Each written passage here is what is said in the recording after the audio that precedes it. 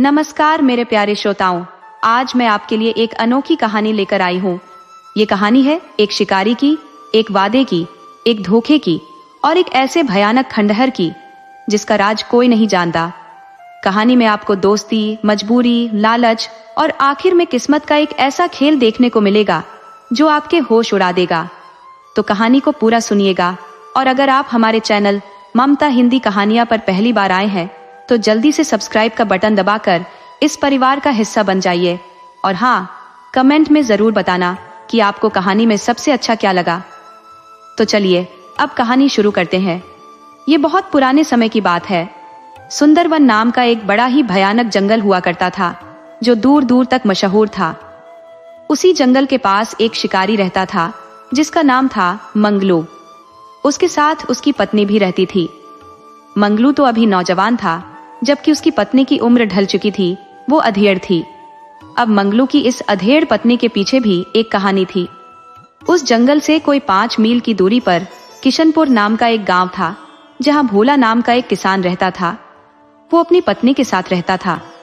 वो अक्सर अपनी बकरियां चराने के लिए जंगल की तरफ ले जाया करता था। तो रास्ते में जंगल के पास ही उसकी जान पहचान मंगलू शिकारी से हो गई। मंगलू उस जंगल के पास वाले घर में अकेला ही रहता था। मंगलू बहुत बड़ा शिकारी था। कहते थे कि उसके सामने से शिकार का बचकर निकल जाना नामुमकिन था। तो किसान भोला ने उससे दोस्ती कर ली थी। वो अपनी खेती बाड़ी का काम निपटाने के बाद अपनी पत्नी के साथ जंगल में बकरियां चराता था। वो अपने शिकारी दोस्त के भरोसे जंगल में बिना डरे काफी अंदर तक जाकर बकरियां चराता था। तो उसके दोस्त मंगलू ने भी कह रखा था कि तुम बिल्कुल मत डरना, मैं हूं ना। भोला अब बड़ी रिठाई के साथ जंगल के और अंदर तक जाने लगा था। एक दिन भोला अपनी पत्नी के साथ बकरियां लेकर जंगल गया हुआ था। उधर कई दिनों से शिकारी कुत्तों की नजर भोला की बकरियों पर लगी हुई थी। वो मौका देखते ही झुंड बनाकर, कोई 101 शिकारी कुत्ते थे, बकरियों पर टूट पड़े। अब मंगलू शिकारी तो भोला के साथ था नहीं, वो बेचारा अकेला था। तो उसने अपनी पत्नी से कहा, तुम जल्दी से दौड़कर मंगलू को बुला लाओ, तब तक मैं इन शिकारी कुत्तों से बकरियों को बचाने की कोशिश करता हूँ। उसकी पत्नी भागी भागी मंगलू के पास गई तो मंगलू जल्दी से उस औरत के साथ जंगल में गया। लेकिन तब तक बहुत देर हो चुकी थी। शिकारी कुत्तों ने सारी बकरियों को मार डाला था। कुत्तों ने भोला को भी बहुत बुरी तरह से काट लिया था। वो जमीन पर गिरकर तड़प रहा था। मंगलू ने गुस्से में आकर कई शिकारी कुत्तों को मार डाला तो कुछ वहां से भागने में कामयाब रहे। मंगलू जल्दी से अपने दोस्त के पास आया, लेकिन अब उसका बच पाना बहुत मुश्किल था। भोला को मरते वक्त भी अपनी पत्नी की चिंता खाई जा रही थी। तो उसने मंगलू से कहा, भाई मैं तो अब मर जाऊंगा, लेकिन तुम मेरी पत्नी का ख्याल रखना, मेरी पत्नी से ब्याह कर लेना। वो बस इतनी ही बात कह पाया और मर गया। मंगलू बड़ी मुश्किल में पड़ गया। उसकी अपनी उम्र तो अभी बस 20 साल की ही थी, लेकिन उस औरत की उम्र लगभग 40 साल के आसपास थी। अब अपने दोस्त को दिए वचन की खातिर उसे उस अधेड़ औरत से शादी करनी पड़ी। वो औरत भी मंगलू के साथ रहने लगी। वो थोड़ी पूजा पाठ करने वाली औरत थी। तो वो मंगलू को सलाह देने लगी, देखो मैंने अपने पहले पति को भी सलाह दी थी कि बकरियां मत पालो। तुम किसान हो तो गाय रखो, भैंस रखो, बकरी पालना और फिर खुद अपने हाथों से उसे कसाई को बेच देना। ये तो जीव की हत्या करने के बराबर हो जाता है। जिस जीव को तुम खुद पालते पोसते हो और बाद में फिर उसकी गर्दन पर छुरी फेर दो या कसाई से कटवा दो, यह एक बहुत बड़ा पाप है। आप यह बुरा काम छोड़ दो, नहीं तो इन बेजुबान जीवों की आह एक दिन आपको ले डूबेगी। इन्हीं जीवों की आह ने ही मेरे पहले पति को बिना समय के ही मौत का निवाला बना दिया। अब आप मेरे पति हो, मैं कभी आपका बुरा होते हुए नहीं देख सकती। मैं आपसे उम्र में बड़ी हूँ, मुझे दुनिया के तजुर्बे हैं। मैंने इंसानों को अपने कर्मों का फल भोगते हुए देखा है, इसलिए आज से ही शिकार का काम बंद कर दो। मंगलू बोला, भाग्यवान, आप कह तो ठीक रही हो, लेकिन मैं एक ही दिन में अपना धंधा नहीं बदल सकता। मैंने जब से होश संभाला है बस एक ही काम सीखा है, शिकार करना। अब अगर इसे एकदम से छोड़ दिया तो भूखे मरने की नौबत आ जाएगी। वैसे भी मैं किसी गांव में नहीं रहता, यह जंगल के पास मेरा अकेला घर है। अब मैं कौन सा दूसरा धंधा करूं? जंगल के शिकार को तो कसाई खुद आकर खरीद ले जाते हैं, हमें कहीं जाना भी नहीं पड़ता। लेकिन जैसे ही कोई दूसरा धंधा करूंगा मुझे गांव और हाट बाजार के चक्कर लगाने पड़ेंगे। उसकी पत्नी बोली, किसी भी नए धंधे को करने के लिए आप अकेले नहीं हो, मैं भी तो आपके साथ हूँ। मैं भी आपके साथ चलूंगी। हम जंगल से लकड़ी और फल भी तो लाकर उसे बेच सकते हैं। इस जंगल में ऐसे ऐसे पेड़ हैं जिनके फल या फूल भी सोने की तरह बेशकीमती हैं। हम उन फलों को इकट्ठा करके शहर की दुकानों में बेचेंगे तो हम फिर गरीब नहीं रहेंगे। पत्नी के बहुत समझाने पर मंगलू का मन बदल गया। उसने सोच लिया कि अपनी पत्नी की खातिर वो अब शिकार नहीं करेगा। उसने सोचा, अरे हम दो ही तो लोग हैं। इस औरत को पहले पति से भी कोई बच्चा नहीं हुआ, जबकि उसके साथ 20 साल रही है। अब 1 साल से मेरे साथ रह रही है। मुझे नहीं लगता कि इसकी गोद कभी भरेगी, लेकिन जो भी हो, औरत बहुत अच्छी है। मंगलू ने अपनी पत्नी की बात मानकर शिकार का इरादा बदल लिया। वो अपनी पत्नी के साथ जंगल में गया। मंगलू को उन कीमती पेड़ों के बारे में नहीं पता था, तो उसने पत्नी को साथ ले लिया कि तुम चलकर बताओ कि वो पेड़ कहाँ मिलेगा जिसके फल फूल महंगे बिकते हैं। पत्नी साथ होली और दोनों जंगल में चले गए। चलते चलते जंगल में मंगलू की नजर एक खंडहर पर पड़ी जो जंगल के ठीक बीच में खड़ा था। उसका आधा हिस्सा गिर चुका था। हालांकि मंगलू इस जंगल में सैकड़ों बार आया था, लेकिन उस खंडहर पर उसकी नजर कभी नहीं गई थी। वो जब पहली बार उस खंडहर को देखा तो पत्नी से बोला, भाग्यवान, आप कहो तो हम इस खंडहर के अंदर चलकर देख लेते हैं। पत्नी बोली, नहीं, आप उस खंडहर की तरफ कभी मत जाना। ये एक मनहूस खंडहर है।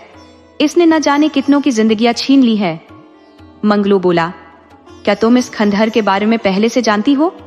पत्नी बोली, हाँ, मैं आपसे पहले ही कह चुकी हूँ कि मैंने जमाने के बहुत रंग देखे हैं। मैंने इंसान को लालच करते देखा है तो अपनों को रंग बदलते हुए भी देखा है। मंगलू बोला, मुझे तुम इस खंडहर के बारे में बताओ, मुझे जानने की बहुत इच्छा हो रही है। जा ची। पत्नी बोली, इसे राज ही रहने दो, जानकर क्या करोगे? छोड़ो, चलो हम चलते हैं उस पेड़ के पास। मंगलू बोला, पति से कोई राज नहीं छिपाना चाहिए। पत्नी बोली, मेरी कसम खाओ कि राज जानने के बाद भी उस खंडहर की तरफ कभी नहीं जाओगे। मंगलू बोला, अब मैं कितने वचनों से बंधा हूं। अपने दोस्त के वचन की खातिर तुमसे ब्याह किया और जब जिंदगी भर साथ निभाने का, तुम्हारा कहा मानने का वचन दे दिया हूं, तो फिर अब एक खंडहर देखने के लिए कैसे अपना वचन तोड़ दूंगा? पत्नी बोली, आप बिना मतलब मुझ पर नाराज हो गए। मैं कोई आपसे अलग नहीं हूँ, आप ही तो मेरे सहारा हो, तो मैं अपना सहारा कैसे खो सकती हूँ? इसके लिए तो मैं हर तरह से आपको बांध कर रखूंगी, अपनी बातों से भी और जरूरत पड़ी तो कसम से भी। मंगलू बोला, भाग्यवान, मुझे उस खंडहर में कोई घर नहीं बनाना, बस उसके भले बुरे के बारे में जानना है। पत्नी बोली, पुरुषों में एक यही बुरी आदत है कि जिस चीज से औरत मना कर दे उस काम को जरूर करते हैं। जब नहीं मानोगे तो सुनो, इस खंडहर में एक सोने का घड़ा खुद ब खुद लुढ़कने लगता है। ऐसा तब होता है जब कोई आदमी खंडहर के बड़े वाले कमरे में चला जाता है, तब उसके सामने एक सोने का घड़ा लुढ़कने लगता है। यह देखते ही आदमी लालच में आ जाता है। कौन ऐसा आदमी होगा जो सामने पड़ा खजाना छोड़ देगा? सुनसान जगह पर औरत या फिर खजाना मिल जाए तो कोई भी उसे नहीं छोड़ता। और फिर लालची और कामी आदमी का तो बात ही अलग है, वो अपना भला बुरा सोचता ही नहीं। मंगलू बोला, तुम कैसे जानती हो कि उस खंडहर में सोने का घड़ा चलता है? ये सिर्फ सुनी सुनाई बात है। पत्नी बोली, नहीं, यह बात बिल्कुल सच है। ये घटना मेरे भाई और भाभी के साथ भी हो चुकी है। पत्नी बोली, आप मेरे साथ 1 साल से रह रहे हो, लेकिन आपने कभी मेरे बारे में यह जानने की कोशिश नहीं की कि मेरा मायका कहाँ है।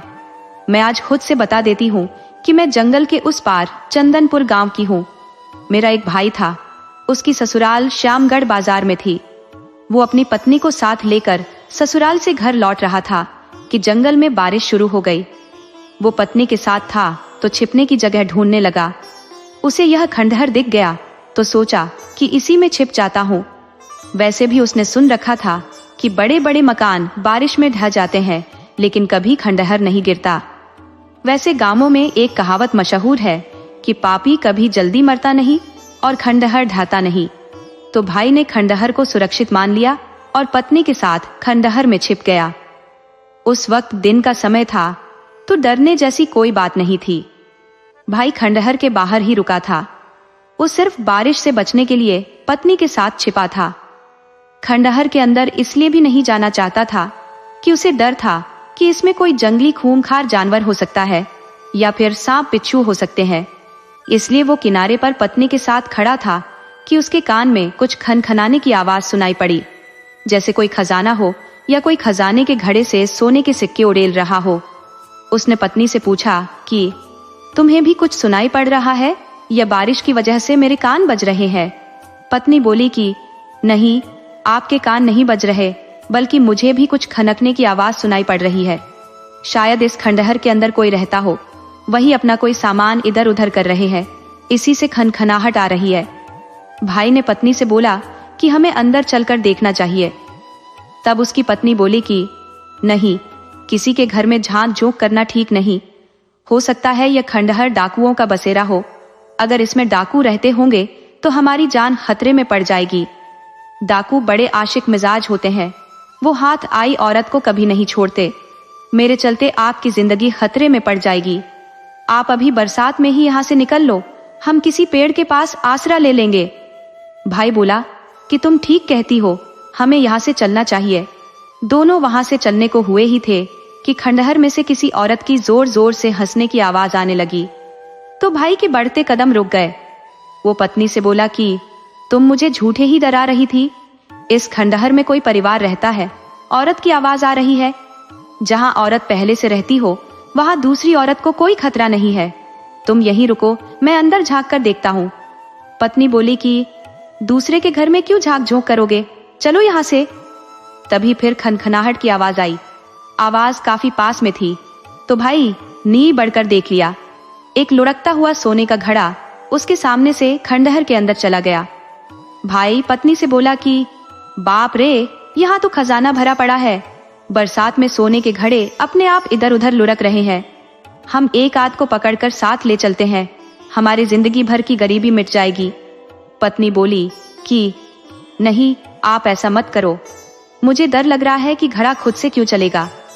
भाई बोला कि पागल औरत, तू समझती नहीं।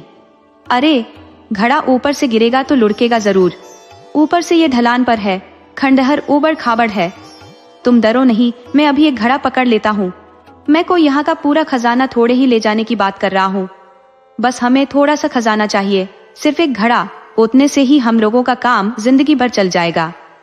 भाई की पत्नी को भी लालच आ गया, तो वह भी पति को हाँ कर दी। दोनों उस घड़े के पीछे पड़ गए। घड़ा लुढ़कता हुआ खंडहर के बड़े वाले कमरे में चला गया। दोनों ने घड़े को पकड़ने के लिए पूरी ताकत लगा दी, मगर घड़ा दोनों के पकड़ में नहीं आ रहा था। हाथ में आते आते छिटक कर दूर चला जा रहा था। दोनों इस बात पर सोच ही नहीं रहे थे कि घड़ा आखिर उनकी पकड़ में क्यों नहीं आ रहा। दोनों घड़ा पकड़ने में इतने मगन हो गए कि उन्हें समय तक का ख्याल नहीं रहा कि कब शाम हो गई। शाम होते ही वहां एक खूबसूरत लड़की प्रकट हो गई और बोली कि बेकार मेहनत कर रहे हो, ये घड़ा इस तरह किसी को नहीं मिलता, इसके लिए बलि की जरूरत पड़ती है। तुम अपनी सबसे प्यारी चीज की बलि चढ़ा दो और ये धन अपने साथ लेते जाओ।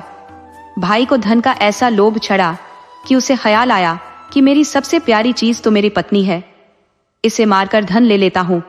यदि मेरे पास धन रहा तो मैं दूसरा तीसरा कई ब्याह कर सकता हूँ। वो पत्नी को कातिल नजरों से देखने लगा, तो पत्नी समझ गई कि पति की नीयत बदल गई है। यह धन के लोभ में इस खतरनाक लड़की की बात मान गया है। वह पति से बोली कि आप मुझे इस तरह घूर कर क्यों देख रहे हो? आप इस लड़की की बात पर मत जाओ, आप यहाँ से चलो, मुझे बहुत डर लग रहा है। भाई बोला कि तुम मेरी सबसे प्यारी चीज हो, इसलिए डर रही हो, तुम्हें इस धन के लिए मरना पड़ेगा। वह पत्नी की तरफ बढ़ा तो पत्नी वहां से भाग चली और तेजी के साथ खंडहर से बाहर निकल गई। वह खंडहर में भाई के पकड़ में नहीं आ सकी। उधर उस लड़की ने भाई को पकड़ लिया। वह कोई लड़की नहीं, एक भयानक राक्षसी थी। वो बोली कि यहां से बलि दिए बिना कोई पुरुष वापस नहीं जाता। तुम्हारा नसीब खराब था कि अपनी पत्नी की बलि नहीं दे पाए। वह भाई का पूरा खून पी गई। भाई बेजान होकर जमीन पर गिर पड़ा। उसकी पत्नी रात में ही भागकर घर आ गई तथा सारी कहानी बताई। सुबह में घर के लोग और गांव वाले खंडहर के पास गए तो भाई को वहां मरा हुआ पाया। वो मायावी लड़की उसे खंडहर से बाहर फेंक चुकी थी।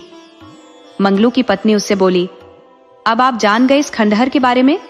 हमारे गांव का बच्चा बच्चा इस खंडहर के बारे में जानता है। अब आप यहाँ से चलो और फिर कभी इस खंडहर की तरफ मत जाना। अपनी उम्रदराज पत्नी की बात मानकर वो आगे सूखे फल के लिए चला गया। उसे वह पेड़ मिल गया जिसमें वो कीमती फल लगे थे। दोनों पति पत्नी ने उस फल को तोड़ा और फिर घर चले आए। दूसरे दिन मंगलू उसे बाजार में बेचने ले गया तो उसे उस फल की अच्छी कीमत मिल गई, जो शिकार से भी ज्यादा कीमत में बिका। तो वह जल्दी से घर लौट आया तथा बाजार से मिले पैसे पत्नी को दिए। पत्नी बहुत खुश हुई। उसे खुशी इस बात की भी थी कि उसके कहने मात्र से उसका पति बदल गया है। अक्सर नए लड़के अधेड़ औरत की बात सुनते भी नहीं है, लेकिन उसे खुशी थी कि नया पति मिल गया था और ऊपर से आज्ञाकारी भी था। अब वह पति को अकेले छोड़ना भी नहीं चाहती थी कि नया है, पता नहीं कब इसका मन बदल जाए। आजकल लंपट औरतें घूमती रहती है। अब वह मंगलू के साथ हर तीसरे दिन जंगल में उन कीमती फलों के लिए जाती। अब तो पत्नी मंगलू को सलाह भी देने लगी थी कि हमें जंगल के पास रहने से अब कोई फायदा नहीं है। हम कुछ पैसे बचाकर गांव में भी तो रह सकते हैं। मेरे पहले वाले पति का घर अभी उसी तरह पड़ा हुआ है और फिर मैं उनकी आज्ञा से ही तो आपसे ब्याह की थी। हाँ, वो घर बहुत बुरी हालत में था तो हम नया बनवा लेंगे। हम दोनों मिलकर मेहनत करेंगे तो हालात बदल देंगे। मंगलू ने पत्नी की हाँ में हाँ मिलाया। वह अपनी पत्नी को अपने से ज्यादा होशियार मानता था और फिर वो चतुर थी भी। उसमें बहुत सारे गुण थे, बस एक कमी थी कि वह उम्र दराज थी और मां नहीं बन सकती थी। हालांकि इस बात को सिर्फ पत्नी जानती थी, मंगलू नहीं जानता था। उसे तो पता था कि वो पिता बन जाएगा। दोनों पति पत्नी पूरे जोश से पैसा कमाने में लग गए थे। कीमती फलों से उन्हें अच्छी कमाई होती थी। पत्नी रोज मंगलू को जंगल में नई नई जगहों पर ले जाती और नई नई चीजों की जानकारी देती। लेकिन इन सब के बावजूद मंगलू के मन में उस खंडहर को लेकर एक शक था। उसे लग रहा था कि पत्नी ने मुझे जितना बताया है उसके अलावा भी खंडहर का कोई राज है जो उसने मुझसे छिपा लिया था। वह मन में सोच रहा था कि कभी तो मौका मिलेगा तो पत्नी मुझसे वो राज बता देगी। एक दिन पत्नी की तबीयत बिगड़ गई तो वह मंगलू को जंगल जाने से मना कर दी। मंगलू बोला, मैं गांव से वैद्य को बुला लाता हूँ। वैद्य जी दवा दे देंगे तो तुम जल्दी ठीक हो जाओगी। पत्नी बोली, नहीं, मुझे वैद्य को दिखाने की जरूरत नहीं है। मुझे कोई खतरनाक बीमारी थोड़े ही हुई है। अरे, कल बारिश में भीग गई थी तो हल्का बुखार हो गया है। बुखार की दवा तो मैं भी जानती हूँ। मुझे बहुत ज्यादा जड़ी बूटियों का ज्ञान है, शायद वैद्य को भी उतना नहीं होगा। मंगलू ने हैरानी जताते हुए कहा, तुम मुझे बड़ी रहस्यमयी औरत लग रही हो। तुम्हारे पास सैकड़ों ऐसे गुण हैं कि तुम उनका इस्तेमाल करके अमीर बन सकती थी। फिर तुम अपने पहले पति के साथ बकरी क्यों चराती थी? पत्नी बोली, जब पति अपनी औरत की कोई बात नहीं माने तो गुणवान औरत भी गंवार बन जाती है। उसे हालात से समझौता करना पड़ता है। औरत को क्या है, उसे तो 2 रोटी चाहिए, जैसे तैसे जिंदगी गुजार लेती है। लेकिन जब पति उसकी कद्र करे, उसकी बात माने, तो औरत अपना दिन जैसे तैसे नहीं गुजारती, बल्कि पति के कंधे से कंधा मिलाकर चलने लगती है। वह पति की किस्मत बदल देती है। आप मेरे लिए सबसे सुंदर पति हो, मुझे बड़ी किस्मत से मिले हो। इसलिए मैं चाहती हूँ कि आप मेरे सारे गुणों का उपयोग करके अमीर बन जाओ। ये तो सच है कि मैं आपसे बहुत बड़ी हूँ तो मरूंगी भी आपसे बहुत पहले। तो मैं चाहती हूँ कि आप इतने अमीर बन जाओ कि मेरे मरने के बाद यदि अपना दूसरा ब्याह भी करना चाहो तो तुरंत हो जाए। इस संसार में जिसके पास पैसा है उसके लिए सब कुछ मुमकिन है, लेकिन जिसके पास कुछ नहीं है वह बेवकूफ आदमी है। पत्नी ने बहुत तरह से मंगलू को समझाया। वैसे मंगलू को वह रोज 2-3 घंटा समझाती थी।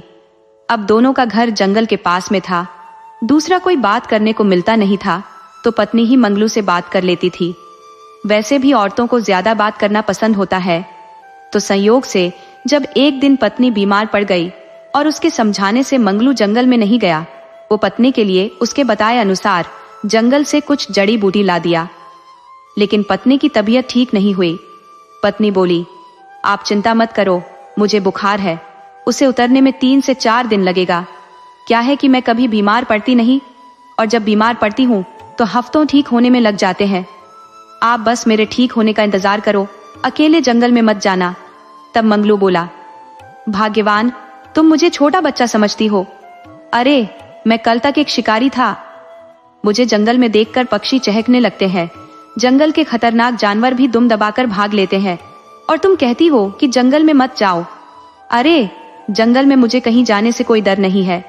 तुम आराम करो, मैं 2-3 घंटे में ही जंगल से वापस आ जाता हूँ। अब रोज रोज तुम्हारा मेरे साथ जंगल में जाना मुझे अच्छा नहीं लगता। औरत को घर में भी तो कभी रहना चाहिए।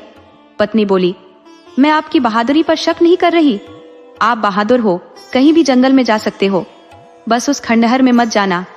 मैं इसीलिए आपके साथ जाती हूँ कि आप कोई गलती मत कर बैठो। आप जाओ, लेकिन खंडहर में मत जाना। मंगलू बोला, आपने जब एक बार मना कर दिया है तो मुझ पर भरोसा करो, मैं तुमको दी वचन को नहीं तोड़ सकता। मंगलू पत्नी से इजाजत लेकर जंगल में चला गया और उसे वो कीमती फल भी मिल गए।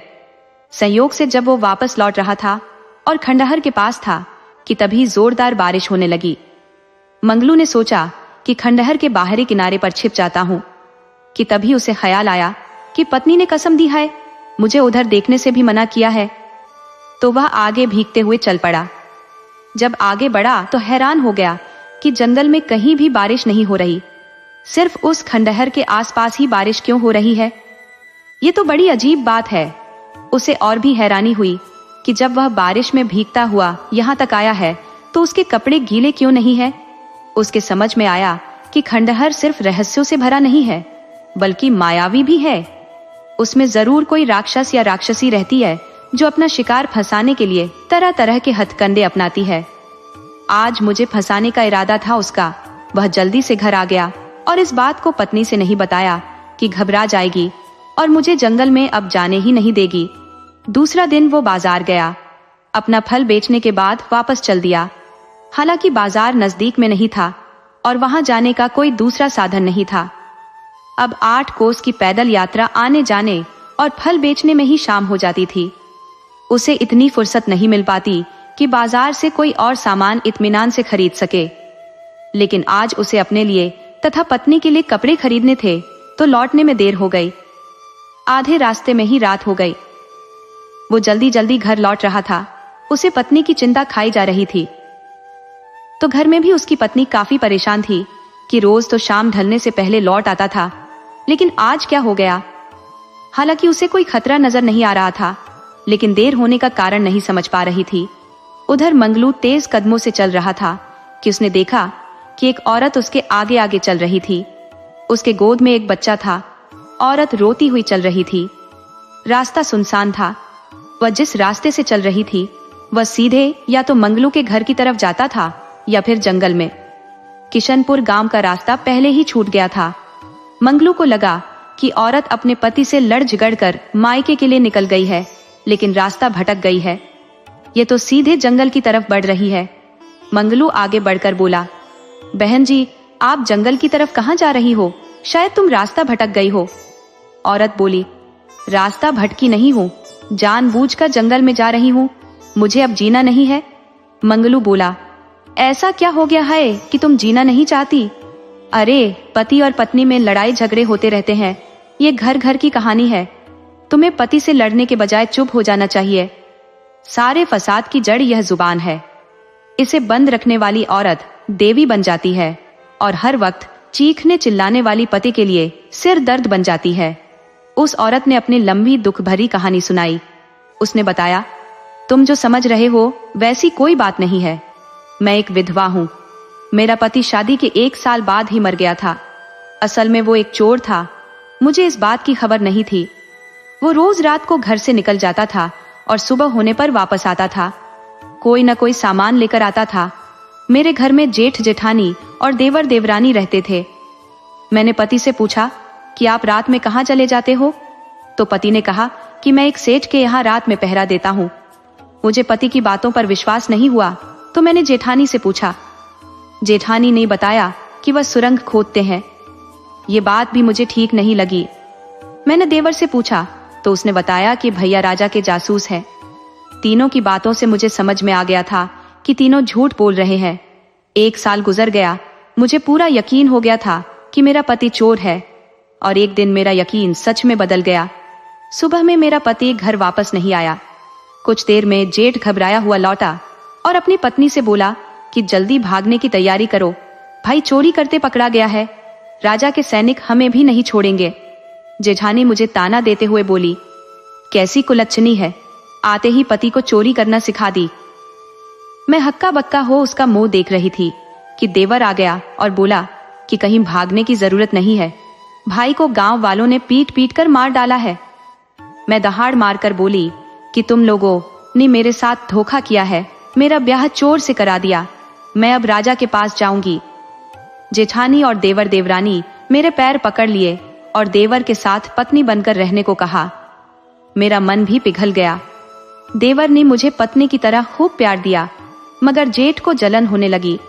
उसने देवरानी को भड़काया और उसने कहा कि अब तुम 6 महीने जेठ जी के साथ रहो और 6 महीने मेरे पति के साथ। मैं सारी मर्यादा भूल गई। मेरे घर ये बच्चा आ गया, मुझे खुद पता नहीं कि यह किसका बच्चा है। बच्चे के जन्म के बाद तो दोनों ने मुझे धक्के देकर घर से निकाल दिया। मैं मायके गई तो भाभियों ने घर में घुसने ही नहीं दिया, तो मैं वहां से वापस चली हूँ और अब जंगल में जाकर अपनी जान दे दूंगी। मंगलू बोला, अरे ऐसा गजब मत करो, भला जान दे देने से क्या हासिल होने वाला है?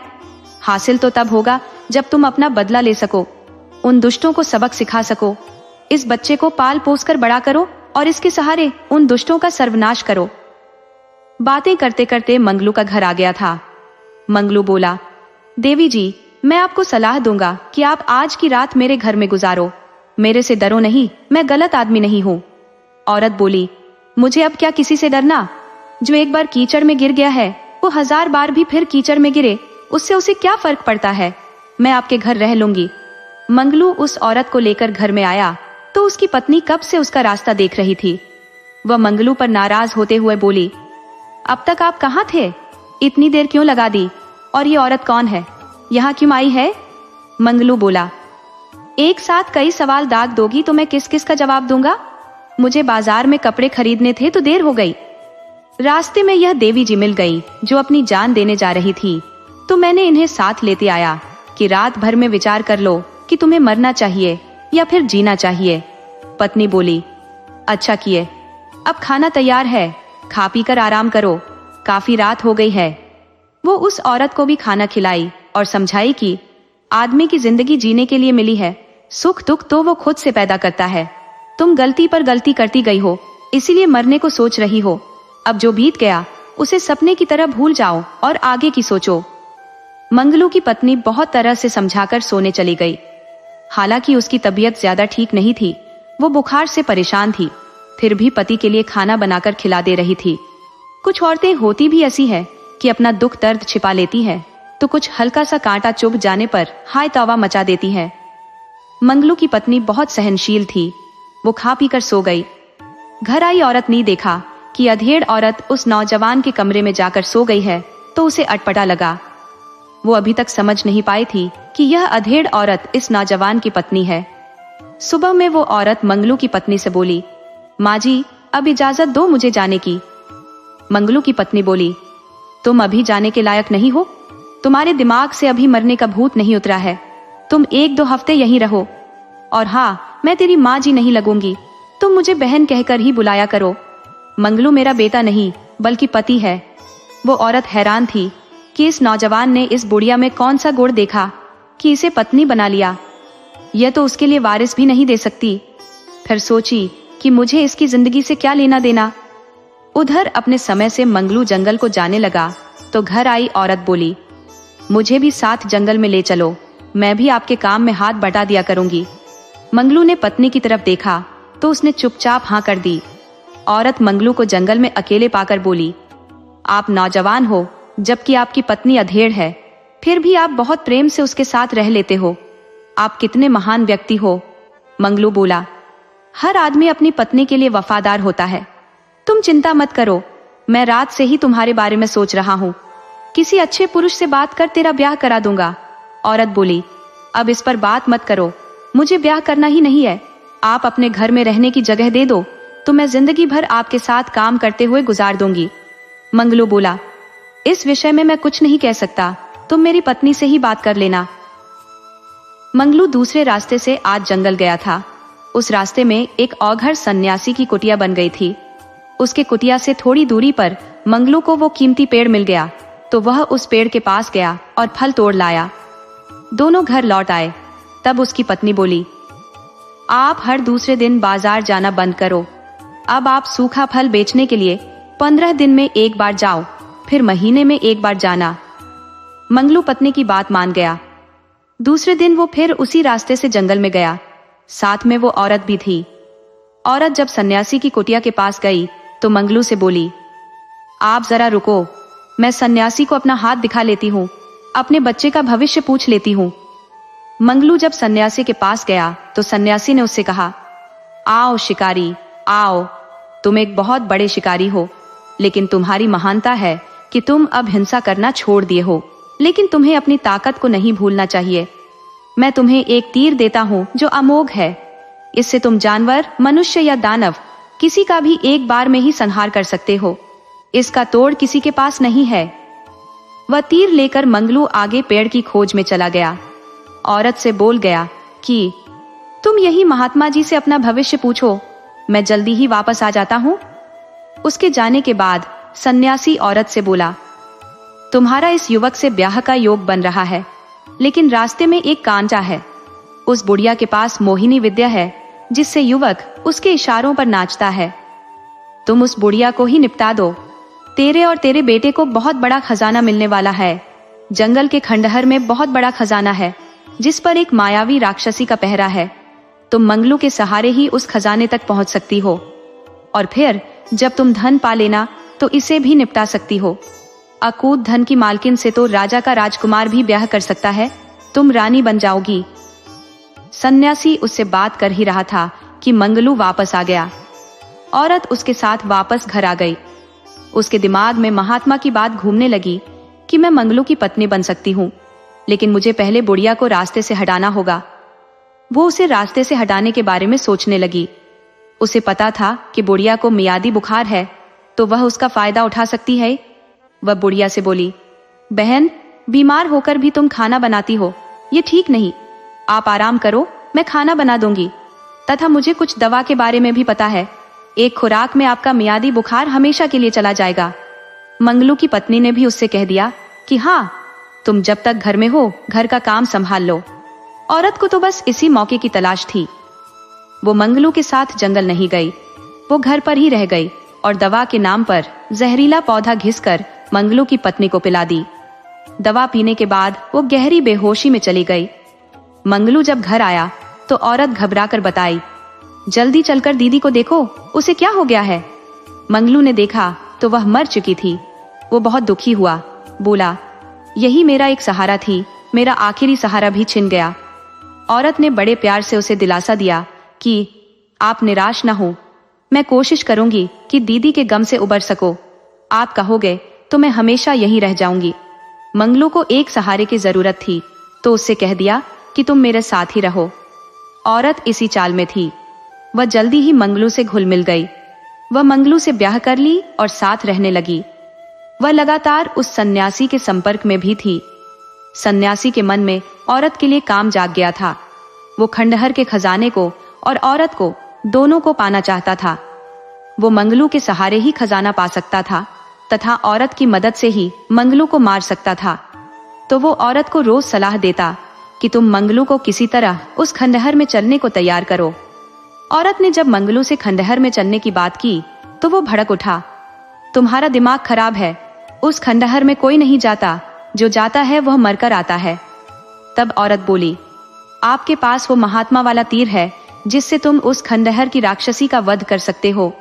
मंगलू बोला, मैं अपनी पहली पत्नी से वादा किया हूँ कि कभी उस खंडहर की तरफ जाऊंगा ही नहीं। तब औरत रोने गाने लगी, जो नहीं है उसकी बात आज भी मान रहे हो, और मैं जिंदा आपकी पत्नी आपके साथ हूँ, उसकी कोई कदर नहीं। मेरी तो किस्मत ही खराब है।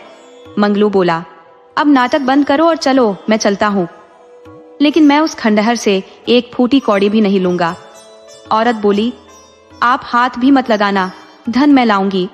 हम उस महात्मा को भी साथ ले चलेंगे कि कोई समस्या आए तो महात्मा हमारी मदद करे। औरत, महात्मा, अपने बच्चे और पति को साथ लेकर उस खंडहर में घुस गई। वहां खंडहर में एक खूबसूरत औरत, जिसका मुंह बहुत सुंदर था पर शरीर राक्षसी का था, मंगलू से बोली, तुम गलती से भी गुफा के अंदर मत आना। तुम एक नेक दिल इंसान हो, तुम्हारे अंदर लालच नहीं है, इसलिए तुम बाहर ही रहो। मुझे सिर्फ पापी और लोभी पसंद है। मंगलू उसकी बात अनसुनी कर अंदर जाने लगा तो वह बोली, जरा ठहरो, तुम नहीं जानते कि यह सन्यासी और यह औरत धूर्त है। इस औरत ने सन्यासी के कहने पर तुम्हारी पत्नी को जहर देकर मारा है। ये औरत तुमसे कोई प्यार नहीं करती, ये खुद एक लंपट औरत है। इसने तुमसे जो भी कहानी सुनाई है सब झूठ सुनाई है। ये एक वेश्या है जिसे दूसरी वेश्याओं ने बेटा होने पर अपने कोठे से निकाल दिया है। ये तुम्हें भी मारने वाली है, इसलिए तुम इस औरत का मोह छोड़कर खंडहर से बाहर रहो। मंगलू खंडहर से बाहर खड़ा रह गया तो सन्यासी बोला, मूर्ख, यह राक्षसी तुझे भरमा रही है, तू मेरे दिए तीर से इसका वध कर दे। मंगलू बोला, नहीं, मुझे राक्षसी से कोई दुश्मनी नहीं है, मुझे इसे नहीं मारना।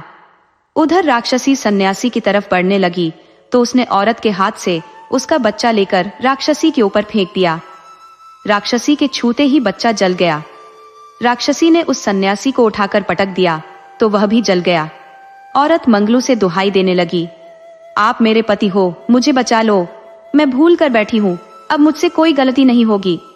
राक्षसी ने उस औरत को एक पल में जला दिया तथा मंगलू से बोली, तुम सन्यासी वाला तीर मुझ पर चलाओ। मंगलू बोला, नहीं, मैं भला तुम्हारे ऊपर तीर क्यों चलाऊं? तुमने मेरा क्या बिगाड़ा है? राक्षसी बोली, तुम्हारे उस तीर में मेरे उद्धार का राज छुपा है, तुम संकोच मत करो। मंगलू ने उस तीर को राक्षसी के ऊपर चला दिया तो वह राक्षसी एक सुंदर औरत में बदल गई तथा खंडहर वहां से गायब हो गया। वहां कोई खजाना नहीं था। स्त्री बोली, मैं एक शापित राजकुमारी हूँ। मैंने एक महात्मा की तपस्या भंग कर दी थी तो उन्होंने मुझे मायावी राक्षसी बनने का शाप दे दिया और उद्धार का उपाय भी बताया कि जो कोई तेरा वध करेगा तू अपने असली रूप में आ जाएगी और वही वध करने वाला तेरा पति बनेगा। अब आप मेरे पति हो। मंगलू राजकुमारी को लेकर अपने घर चला आया और खुशी खुशी रहने लगा। इस कहानी से यही सीख मिलती है कि लालच और धोखा इंसान को अंधा बना देता है और अंत में उसी का विनाश करता है। सच्चा वादा और नेक नियत मुश्किल समय में भी इंसान की रक्षा करते हैं। अगर आपको हमारी यह कहानी अच्छी लगी हो तो ममता हिंदी कहानियां को सब्सक्राइब करें, इस वीडियो को लाइक करें और अपने दोस्तों के साथ जरूर शेयर करें। आपसे फिर मिलते हैं एक नई कहानी के साथ।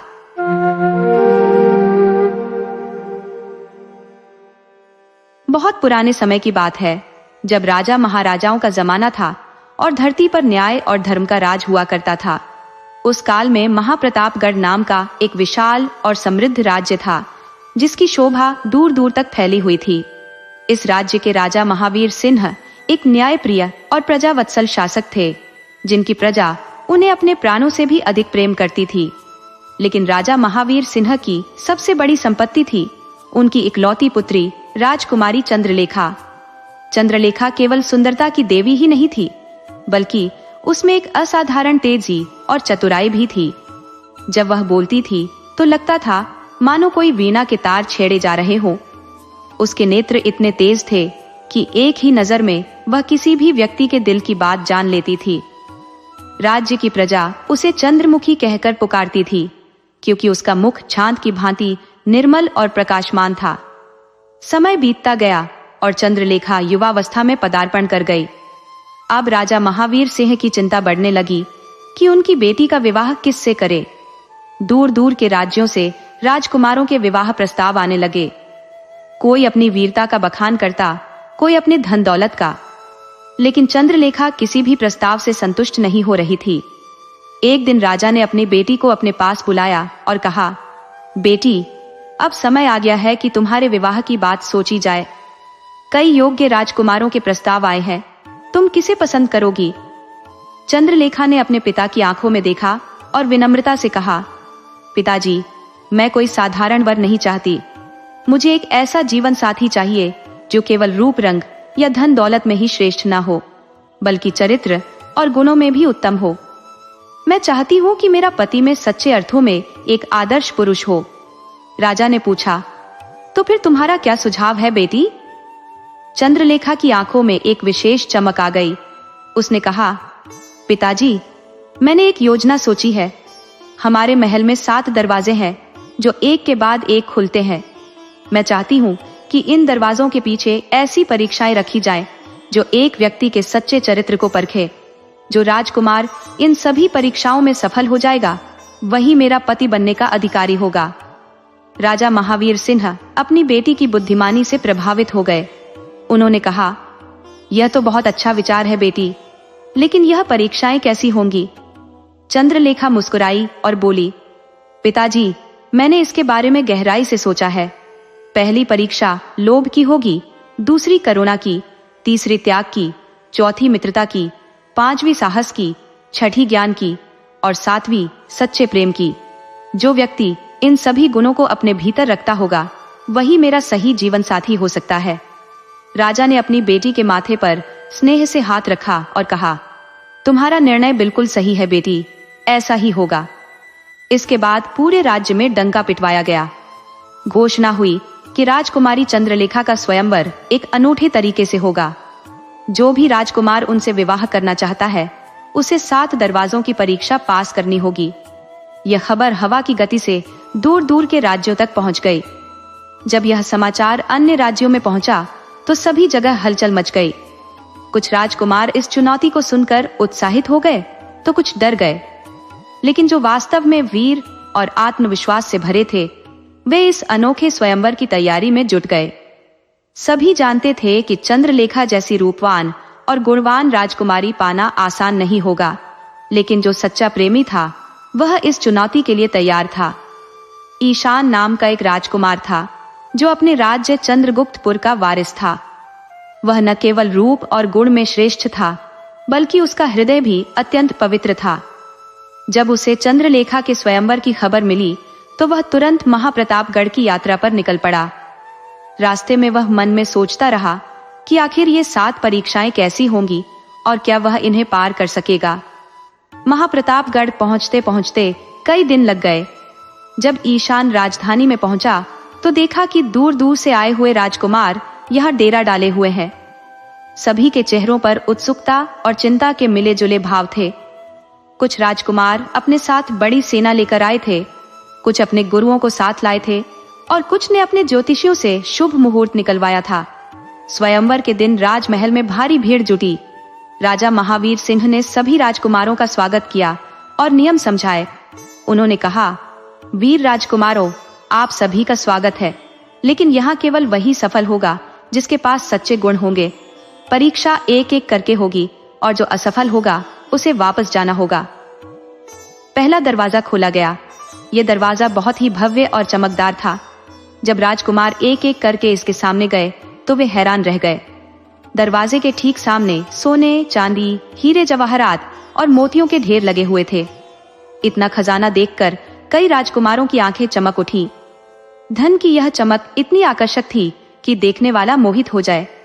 तभी आकाश से एक दिव्य आवाज आई, हे राजकुमारों, यह पहली परीक्षा है। आप चाहें तो यहाँ रखा यह सारा खजाना अपने साथ ले जा सकते हैं और अपने राज्य वापस लौट सकते हैं, या फिर इसे छोड़कर दरवाजा खोलने की कोशिश कर सकते हैं। चुनाव आपका है। यह सुनकर कई राजकुमारों के मन में लालच जाग गया। वे सोचने लगे कि इतना सारा खजाना तो किसी भी राज्य की संपत्ति से कहीं अधिक है। अगर ये मिल जाए तो राजकुमारी चंद्रलेखा न सही, कोई और राजकुमारी से विवाह कर लिया जाएगा। पहला राजकुमार, जो कि कालिंद राज्य से आया था, खजाने की चमक देखकर अपना आपा खो बैठा। उसने झुककर सोने के सिक्कों को अपने हाथों में भर लिया और बोला, अरे, इतना खजाना तो मेरे पूरे राज्य की संपत्ति से भी अधिक है। मैं यही लेकर वापस चला जाऊंगा। वह खजाना बटोरने में लग गया और महल से बाहर निकल गया। दूसरे राजकुमार की भी यही स्थिति हुई, तीसरे, चौथे। इस तरह से लगभग 10 राजकुमार लालच में फंसकर खजाना लेकर चले गए। जो राजकुमार बचे थे वे समझदार थे, लेकिन फिर भी उनमें से कुछ के मन में हिचकिचाहट थी। अब ईशान की बारी आई। उसने उस चमकदार खजाने को देखा। सच में वह इतना आकर्षक था कि किसी का भी मन ललचा जाए।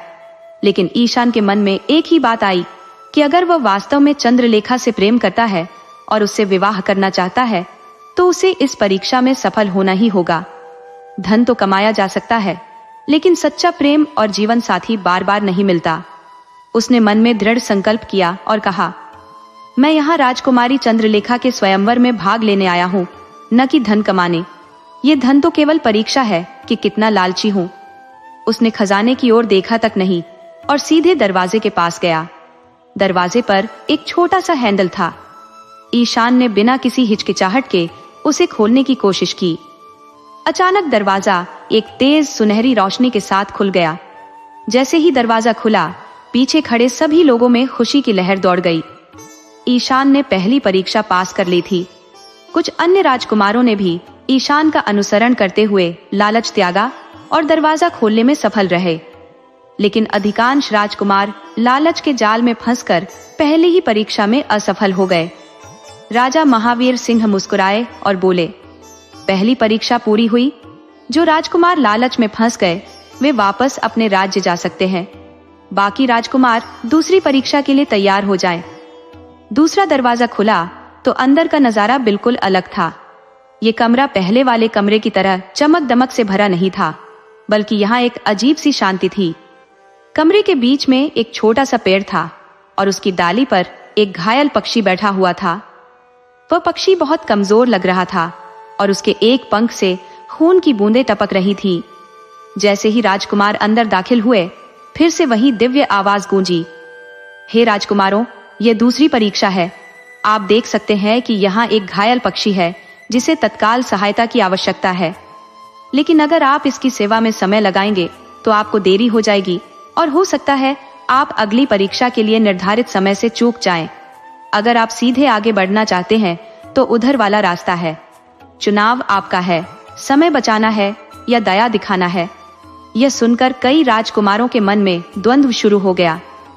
वे सोचने लगे कि अगर वे पक्षी की सेवा में समय लगाएंगे तो कहीं वे अगली परीक्षा से चूक न जाएं। आखिर स्वयंवर जीतना ज्यादा महत्वपूर्ण है या एक पक्षी की जान बचाना?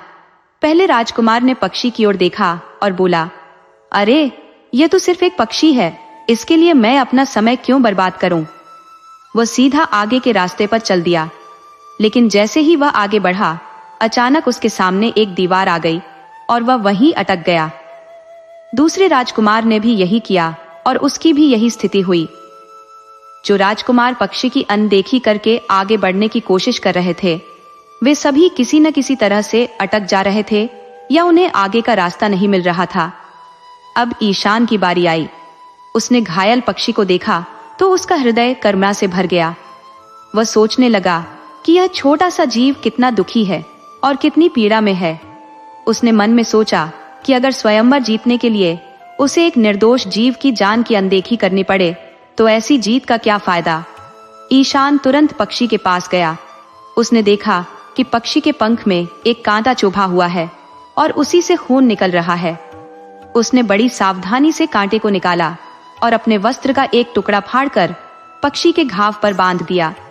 फिर उसने पास में रखे एक छोटे से पानी के बर्तन से पक्षी के लिए पानी की व्यवस्था की। पक्षी ने पानी पिया तो उसमें जान आ गई। वह खुशी से फड़फड़ाने लगा।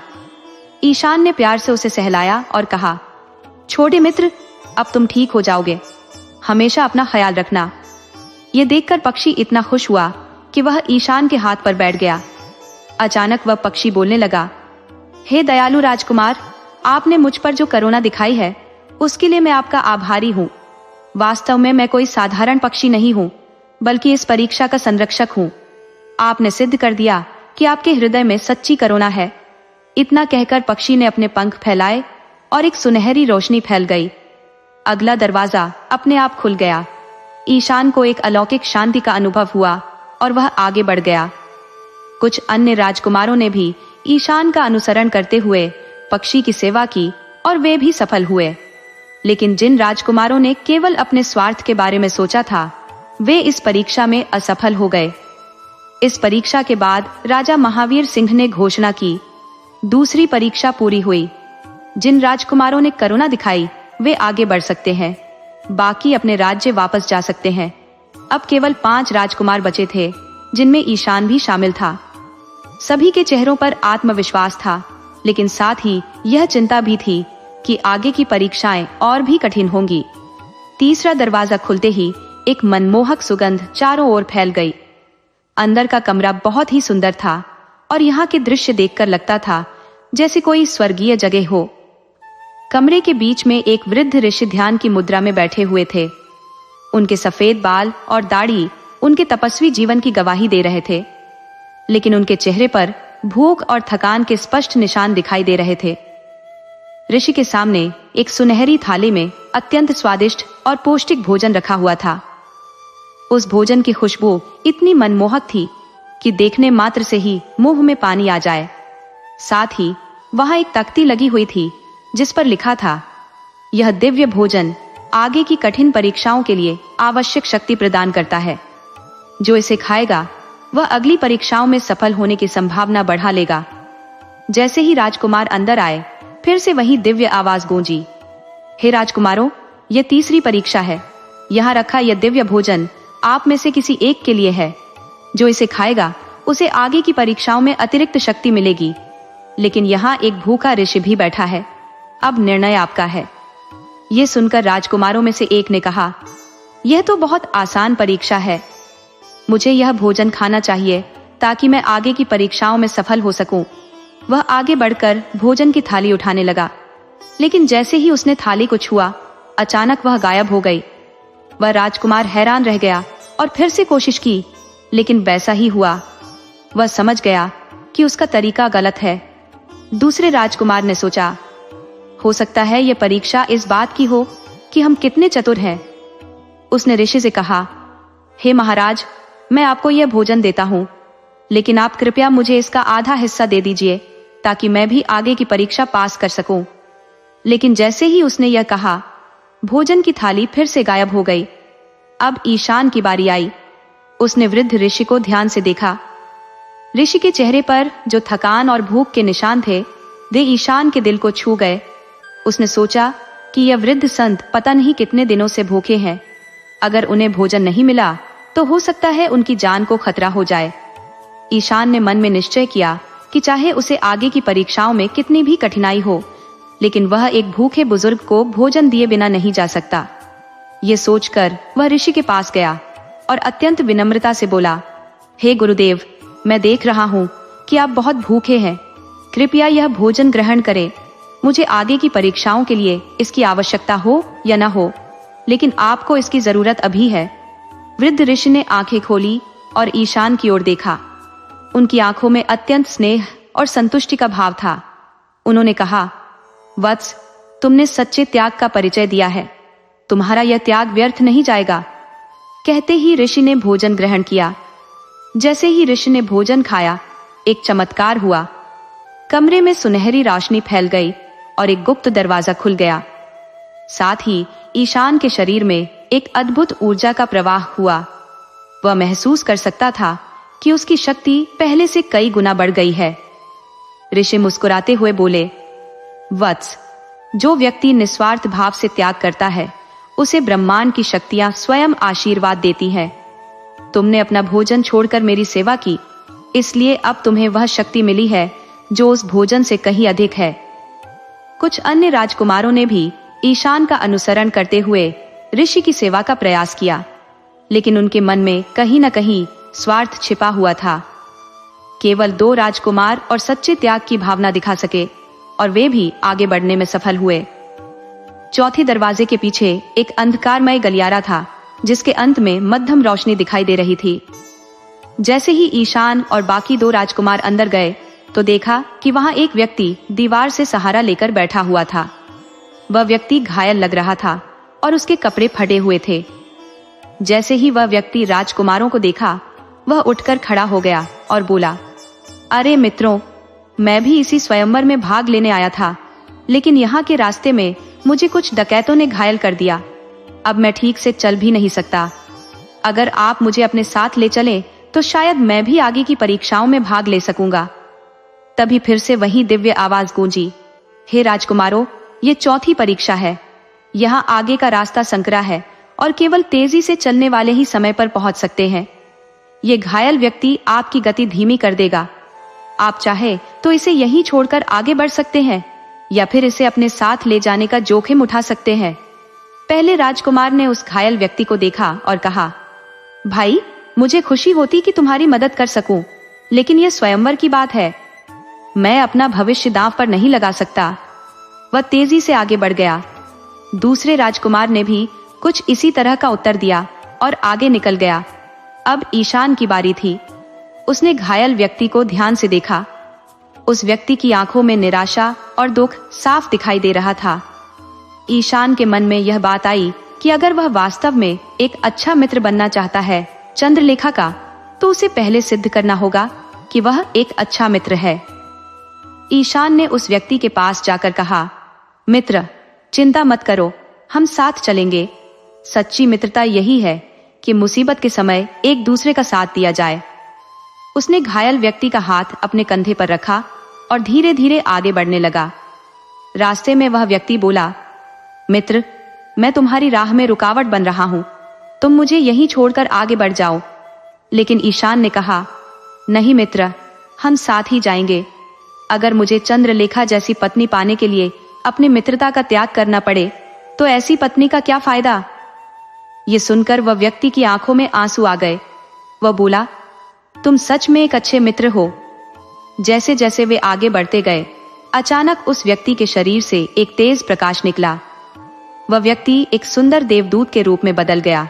उसने कहा, हे ईशान, तुमने सच्ची मित्रता का परिचय दिया है। मैं कोई घायल व्यक्ति नहीं था, बल्कि इस परीक्षा का संरक्षक था। तुम्हारी मित्रता की भावना ने सिद्ध कर दिया कि तुम एक आदर्श जीवन साथी बन सकते हो। देवदूत ने अपना हाथ ईशान के सिर पर रखा और उसे आशीर्वाद दिया। फिर अगला दरवाजा खुल गया। इस परीक्षा के बाद केवल ईशान ही आगे बढ़ सका। बाकी दो राजकुमार मित्रता की परीक्षा में असफल हो गए थे। पांचवां दरवाजा खुलते ही एक घना अंधकार छा गया। अंदर की आवाजें सुनकर लगता था जैसे कोई गुफा हो। हवा में एक अजीब सी बदबू थी और कहीं से फुफकार की आवाज आ रही थी। ईशान ने हिम्मत करके अंदर कदम रखा। दिव्य आवाज गूंजी, हे राजकुमार, यहाँ एक विशालकाय अजगर रहता है जो इस रास्ते का रक्षक है। तुम चाहो तो उसे मारकर आगे बढ़ सकते हो या फिर कोई और तरीका खोज सकते हो, लेकिन बिना उसकी अनुमति के यहाँ से कोई नहीं गुजर सकता। अचानक झाड़ियों से एक विशालकाय अजगर निकला। उसकी लंबाई इतनी थी कि पूरी गुफा में समा जाए। उसकी आंखें लाल थीं और वह जोर से फुफकार रहा था। सामान्य इंसान होता तो डर के मारे बेहोश हो जाता, लेकिन ईशान ने अपना साहस नहीं खोया। उसने ध्यान से अजगर को देखा और महसूस किया कि वह क्रोधित अवश्य है, लेकिन उसमें कोई दुष्टता नहीं है। ईशान ने अपनी तलवार नहीं निकाली, बल्कि हाथ जोड़कर अजगर से कहा, हे वन के राजा, मैं यहाँ आपसे युद्ध करने नहीं आया हूँ। मैं केवल प्रेम की खोज में यहाँ आया हूँ। कृपया मुझे आगे जाने की अनुमति दे। अजगर ने उसकी बात सुनी और थोड़ा शांत हुआ। ईशान ने आगे कहा, मैं जानता हूं कि आप यहाँ के रक्षक हैं, लेकिन रक्षा का मतलब हमेशा युद्ध नहीं होता। कभी कभी शांति से भी समस्या का समाधान हो जाता है। अजगर ने ईशान की निडरता और शांति देखी तो वह पूरी तरह शांत हो गया। उसने अपना सिर झुकाया और रास्ता छोड़ दिया। एक पल बाद वह भी गायब हो गया और आगे का दरवाजा खुल गया। छठे दरवाजे के पीछे एक अध्ययन कक्ष था जिसमें हजारों पुस्तकें रखी हुई थी। बीच में एक मेज पर एक पहेली लिखी हुई थी। दिव्य आवाज ने कहा, हे राजकुमार, ये ज्ञान की परीक्षा है। यहां लिखी पहेली का उत्तर दो। संसार में सबसे शक्तिशाली चीज क्या है?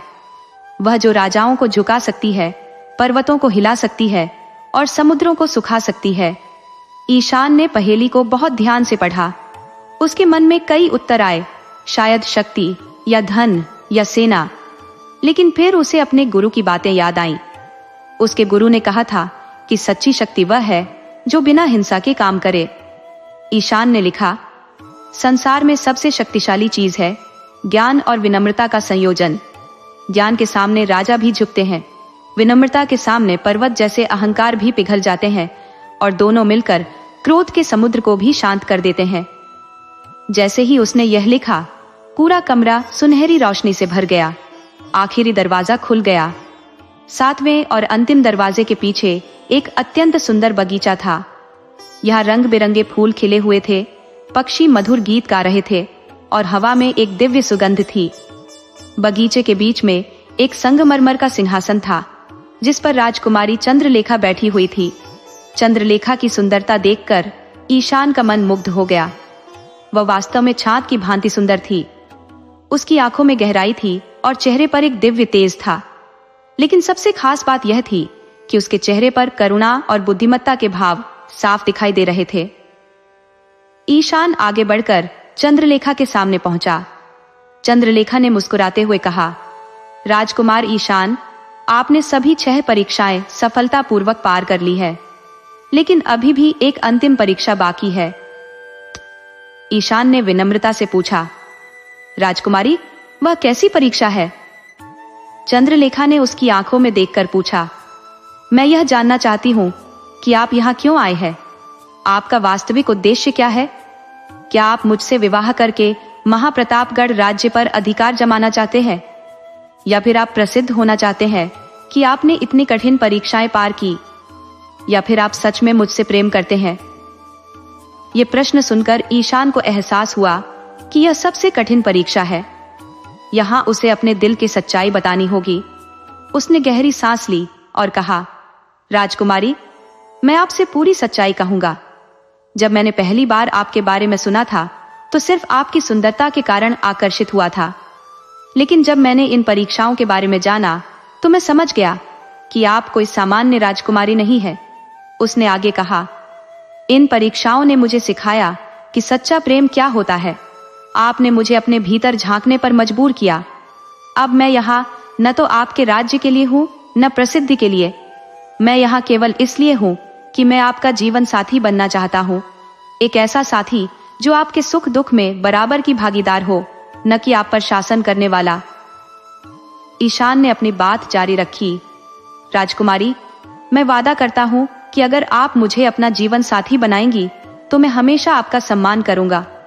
हमारे रिश्ते में प्रेम होगा, समानता होगी और एक दूसरे का साथ होगा। मैं आपको जीतने नहीं आया हूं, बल्कि आपके साथ जीवन बिताने आया हूं। चंद्रलेखा ने ईशान की बातें बहुत ध्यान से सुनी। उसकी आंखों में संतुष्टि का भाव आ गया। वह उठकर खड़ी हुई और बोली, राजकुमार ईशान, आपने न केवल मेरी परीक्षाओं में सफलता पाई है, बल्कि आपने यह भी सिद्ध कर दिया कि आप एक आदर्श जीवन साथी बन सकते हैं।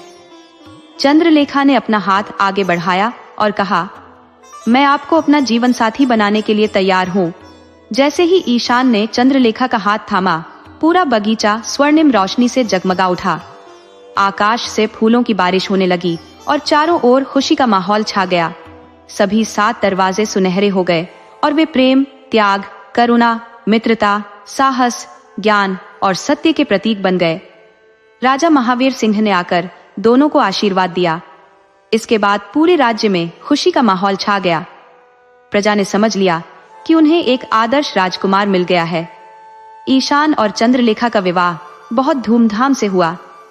इस तरह से समाप्त हुई 7 दरवाजों वाले स्वयंवर की कहानी।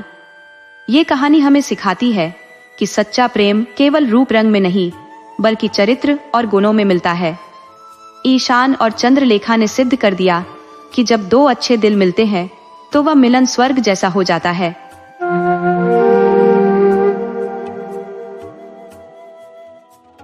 बहुत समय पहले की बात है। किसी शहर में एक राजा राज करता था। राजा बहुत ही अच्छा और दयालु था। वो न तो किसी पर अत्याचार करता था और न ही किसी पर जुल्म होने देता था। उसने तो सजाएं भी हल्की करवा दी थी। फिर भी राजा के राज में अमन चैन था और सब लोग खुशी खुशी रहते थे। राजा की प्रजा बहुत खुश रहती थी। लोग ईमानदार थे और राज्य में खुशहाली थी, इसलिए जुर्म भी कम होते थे। लोग इतने खुश थे, राजा की प्रजा इतनी अच्छी थी कि वो राजा को दुआएं देती थी। राजा की रहमदिली का ये हाल था कि इंसान तो इंसान, वो जानवरों पर भी जुल्म नहीं होने देते थे। एक बार की बात है, बरसात का मौसम था। राजा ने अपने मंत्रियों से कहा कि देखो, आज मौसम बहुत सुहाना है, चलो कहीं घूमने चलते हैं। राजा के मंत्रियों ने भी कहा, हाँ महाराज, इस तरह से आप अपने शहर का घूमना भी कर सकते हैं। और राजा अपने मंत्रियों और सैनिकों के साथ घूमने निकल गया। घूमते घूमते राजा पास वाले जंगल में भी चला गया। अब राजा जंगल में चला गया। मौसम बड़ा सुहाना था। राजा ने जंगल में ही रुकने का इंतजाम करवाया और राजा के लिए तंबू लगाया गया। फिर कई तरह के खेल तमाशे और मौज मस्तियां जंगल में होने लगी। जंगल में जैसे मंगल होने लगा था, अच्छे अच्छे पकवान बन रहे थे। जब खाने का समय हुआ तो नौकरों ने राजा के लिए आसन लगाया और राजा को खाना परोसने लगे। राजा ने देखा कि एक बहुत बड़े पेड़ पर एक बहुत बड़ा बंदर बैठा हुआ है। वह सब कुछ चुपचाप शांति से देख रहा था। उसमें बंदरों वाली कोई हरकत नहीं थी और न ही वो कोई खाने की चीज लेकर भागा और न ही उस बंदर ने किसी को परेशान किया। राजा ने अपने नौकरों से कहा कि देखो, इस बंदर के लिए भी थोड़ा सा खाना और फल इसके सामने डाल दो। नौकरों ने राजा के कहे अनुसार कुछ फल और रोटी उस बंदर के पास एक पत्थर पर रख दी। बंदर खाना देखकर पेड़ से नीचे उतरा और एक ठीक लकड़ी का टुकड़ा लेकर उस पर कोयले से कुछ लिखने लगा। फिर उसने वो ठेक राजा को दे दी। राजा खुद भी ये सब देख रहा था और वो सोच रहा था कि बंदर ने ठेक पर क्या लिखा है, और उसमें लिखा था कि मैं ऐसे खाना नहीं खाऊंगा। जैसा राजा के लिए आसन लगाया गया है वैसे ही मेरे लिए आसन लगाया जाए। जैसे बर्तनों में महाराजा को खाना परोसा गया है, ऐसे ही बर्तनों में मुझे भी खाना दिया जाए, तभी मैं खाना खाऊंगा। राजा बंदर की लिखाई देखकर बहुत हैरान हुआ कि एक बंदर न सिर्फ लिख पढ़ सकता है बल्कि इतना समझदार भी है। राजा को भी उस बंदर में दिलचस्पी हो गई। फिर राजा ने अपने नौकरों को हुक्म दिया कि इस बंदर के लिए भी हमारे जैसा आसन लगाओ और वहीं पर वही खाना दो जो हमें दिया गया है। राजा के हुक्म पर नौकरों ने फिर बंदर के लिए वैसा ही आसन लगाया तो बंदर पेड़ से नीचे उतर कर आया। नौकरों ने बंदर के हाथ धुलवाए और बड़े अदब से उसे आसन पर बिठाकर खाना परोसा। अब बंदर ने खाना खाने के बाद फिर से हाथ धोए, फिर वापस पत्थर पर जाकर बैठ गया। राजा बहुत ही हैरत से और दिलचस्पी से ये सब कुछ देख रहा था। थोड़ी देर में आसमान पर काले बादल छा गए। नौकरों ने जल्दी जल्दी से सामान समेटा और जल्दी जल्दी सामान समेटने के लिए उन्होंने एक टाट का टुकड़ा बंदर के सामने भी रख दिया कि कहीं बंदर बरसात में भीग न जाए। किसी का पालतू बंदर लगता है। नौकर टाट लेकर उस बंदर के पास पहुंचे तो उसने झट से एक पर्ची पर कुछ लिखकर नौकरों को दे दिया। नौकर राजा के पास गए। उस पर लिखा था, जैसा तंबू राजा के लिए लगाया गया है वैसा ही खेमा तंबू बिल्कुल ऐसा ही मेरे लिए भी तैयार करो, तब मैं आऊंगा। राजा अब वाकई उस बंदर में दिलचस्पी ले रहा था। राजा के हुक्म पर फौरन शाही खेमा और दूसरा तंबू बंदर के लिए तैयार किया गया। उसमें पलंग और बिस्तर लगाए गए। इतने में बारिश शुरू हो गई। बंदर बड़े ही नफासत से अदब से उठकर खेमे में आया। राजा जितने दिन भी जंगल में घूमने फिरने के लिए ठहरा था, बंदर हर बात में राजा की बराबरी करता रहा। बंदर हर बात में राजा की बराबरी की फरमाइश करता रहा। जिस दिन राजा वापस महल जाने के लिए रवाना होने लगा तो उसने नौकरों से कहा कि इस बंदर से पूछ कर आओ कि क्या वो हमारे साथ हमारे महल में चलेगा, क्या वो हमारे साथ जाने के लिए तैयार है। बंदर ने फिर से ठेक पर लिखा, जैसा हाथी राजा के सवारी के लिए तैयार है वैसा ही हाथी मेरे लिए भी तैयार करो। राजा ने दिल ही दिल में सोचा कि अच्छा मजाक है, इस बंदर को साथ में रखना चाहिए। ऐसा समझदार और पढ़ा लिखा बंदर तो कहीं नहीं मिलेगा। राजा ने नौकरों को हुक्म दिया कि हमारी जैसी सवारी तैयार करो और इस बंदर को भी हमारे साथ महल में ले चलो। अब बंदर बड़ी शान से नगर में दाखिल हुआ। उसका हाथी राजा के हाथी के साथ साथ चल रहा था। नगर के लोग बड़े हैरत से ये नजारा देख रहे थे। महल में पहुंचकर राजा ने कहा, बाहर जो नए मकान है उनमें से एक मकान में बंदर को छोड़ दिया जाए। बंदर को अब कागज कलम भी दे दिया गया था। तब बंदर ने कागज पर लिखा कि मैं यहाँ नहीं रहूंगा। जैसा महल महाराज का है वैसा ही महल मेरे लिए भी तैयार करवाया जाए। वैसी ही सारी ऐशो आराम और सुविधाएं मेरे लिए होनी चाहिए, तभी मैं रहूंगा, वरना मैं वापस जंगल में चला जाऊंगा। राजा का एक महल और भी था जहां राजा गर्मी के मौसम में रहा करता था। उस महल को राजा ने बंदर के रहने के लिए तैयार करवा दिया। अब बंदर उस महल में रहने लगा। नौकरों को तो बहुत बुरा लगता था कि उन्हें एक बंदर की सेवा करनी पड़ रही है और एक बंदर की खिदमत उन्हें शाही तरीके से करनी पड़ रही है। लेकिन राजा का हुक्म था और राजा की रानी को भी उस बंदर से बड़ी चिढ़ हो गई थी। रानी बार बार राजा से कहती रहती थी, इस बंदर को वापस जंगल में छुड़वा दीजिए, ये कोई बुरी आत्मा लगती है। लेकिन इस बात पर राजा राजी नहीं था। इधर बंदर ने दरबार में आकर बैठना भी शुरू कर दिया। बंदर सारे मुकदमे बड़े ध्यान से सुनता।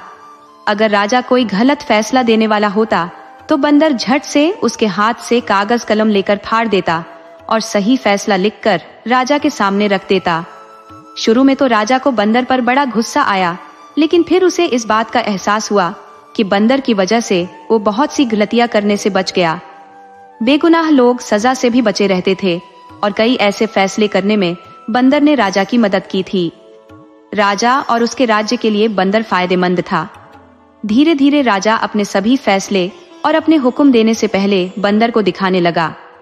दरबारी भी इस अक्लमंद और पढ़े लिखे बंदर के अब आदी हो चुके थे। लेकिन रानी की दुश्मनी उस बंदर से कम नहीं हुई। रानी लगातार राजा से कहती रहती, इस बंदर को कहीं उठवा कर फेंक दो, जंगल में छोड़ आओ, नहीं तो एक दिन ये आपके सारे राज्य पर कब्जा कर लेगा। हमारा कोई बेटा नहीं है जो हमारी मदद कर सके। ये आपको हटाकर खुद राजगद्दी हड़प लेगा और एक दिन राज सिंहासन पर भी बैठ जाएगा। राजा अपनी रानी को समझाता कि हे महारानी, अब ये मुमकिन नहीं है। आप देख रही हैं, ये कोई मामूली बंदर नहीं है। अब तक वो हमारे लिए फायदेमंद ही साबित हुआ है। हमारे राज्य में, हमारे सल्तनत में इसकी वजह से बहुत बढ़ोतरी हुई है और बहुत बेहतरीन तरीके से राज्य चल रहा है। लेकिन रानी को चैन नहीं आया। उन्होंने बंदर को जान से मारने की साजिश की। बंदर के लिए जो खाना भेजा जा रहा था उसमें रानी ने जहर मिलवा दिया। उस दिन बंदर ने खाना नहीं खाया और राजा को एक पर्चे पर लिख कर दिया कि राजा साहब, मुझे मरवाने की कोशिश आपको और आपके खानदान को बहुत महंगी पड़ेगी। राजा को जब इस साजिश और जहर के बारे में पता चला तो राजा को बहुत गुस्सा आया। राजा ने नौकरों को बुलाया और उन्हें डांटा और रानी को समझाया कि आइंदा ऐसी कोई भी गलती मत करना। रानी दिल ही दिल में जल भुन कर रह गई। राजा की एक खूबसूरत बेटी थी। राजा अपनी बेटी को जान से भी ज्यादा प्यार करता था और उसे बहुत लाड से रखता था। और बंदर के चर्चे उस राजकुमारी ने भी सुने थे। राजकुमारी को उस बंदर को देखने का शौक हो गया। एक दिन बंदर दरबार से निकलकर अपने महल जा रहा था। राजकुमारी अपनी सहेलियों के साथ खड़ी होकर उस बंदर को देखने लगी। बंदर ने जब शहजादी को देखा तो वह रुक गया और राजकुमारी को घूरने लगा। राजकुमारी बंदर से डरकर महल में अंदर भाग गई और उस दिन से ये होने लगा कि हर रोज जब राजकुमारी सज संवर कर आईना देखती तो शीशे में पीछे से बंदर का चेहरा उसे नजर आता था। बंदर न जाने कैसे उसके कमरे में घुस आता। राजकुमारी को डर के मारे बुखार चढ़ जाता। फिर कई दिन तक बंदर उसके कमरे में नहीं आया। जब राजकुमारी ठीक हो गई तो फिर से बंदर ने आना शुरू कर दिया। उसने पर्ची लिखकर राजकुमारी के हाथ में थमाई और उस पर्चे में लिखा था, क्या तुम मुझसे शादी करोगी? यकीन मानो, मैं भी बहुत खूबसूरत हूँ। राजकुमारी जानती थी कि ये तमीजदार बंदर है, बहुत ही बुद्धिमान है, मुझे कोई नुकसान नहीं पहुंचाएगा। लेकिन उसका डरना भी कुदरती था। धीरे धीरे राजकुमारी का डर अब बंदर से खत्म हो गया। उसे बंदर से अब हमदर्दी हो गई। राजकुमारी सोचती कि ये बंदर कितना समझदार और पढ़ा लिखा है, लेकिन इसने मेरे पिता को कई खतरों से बचा लिया है। हम पर इस बंदर के बड़े एहसान है, और अगर ये बंदर है तो इसमें इसका क्या कसूर। अब राजकुमारी उस बंदर से डरती नहीं थी। वो थोड़ी देर उस कमरे में रुकता तो वो उसे देखता और फिर चला जाता।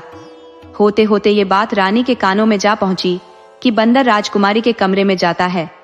तो रानी ने सारा महल सिर पर उठा लिया और बंदर को खूब भला बुरा कहने लगी। और राजा के पास जाकर रानी ने रोना धोना शुरू कर दिया और कहने लगी, महाराज, अब तो हद हो गई है।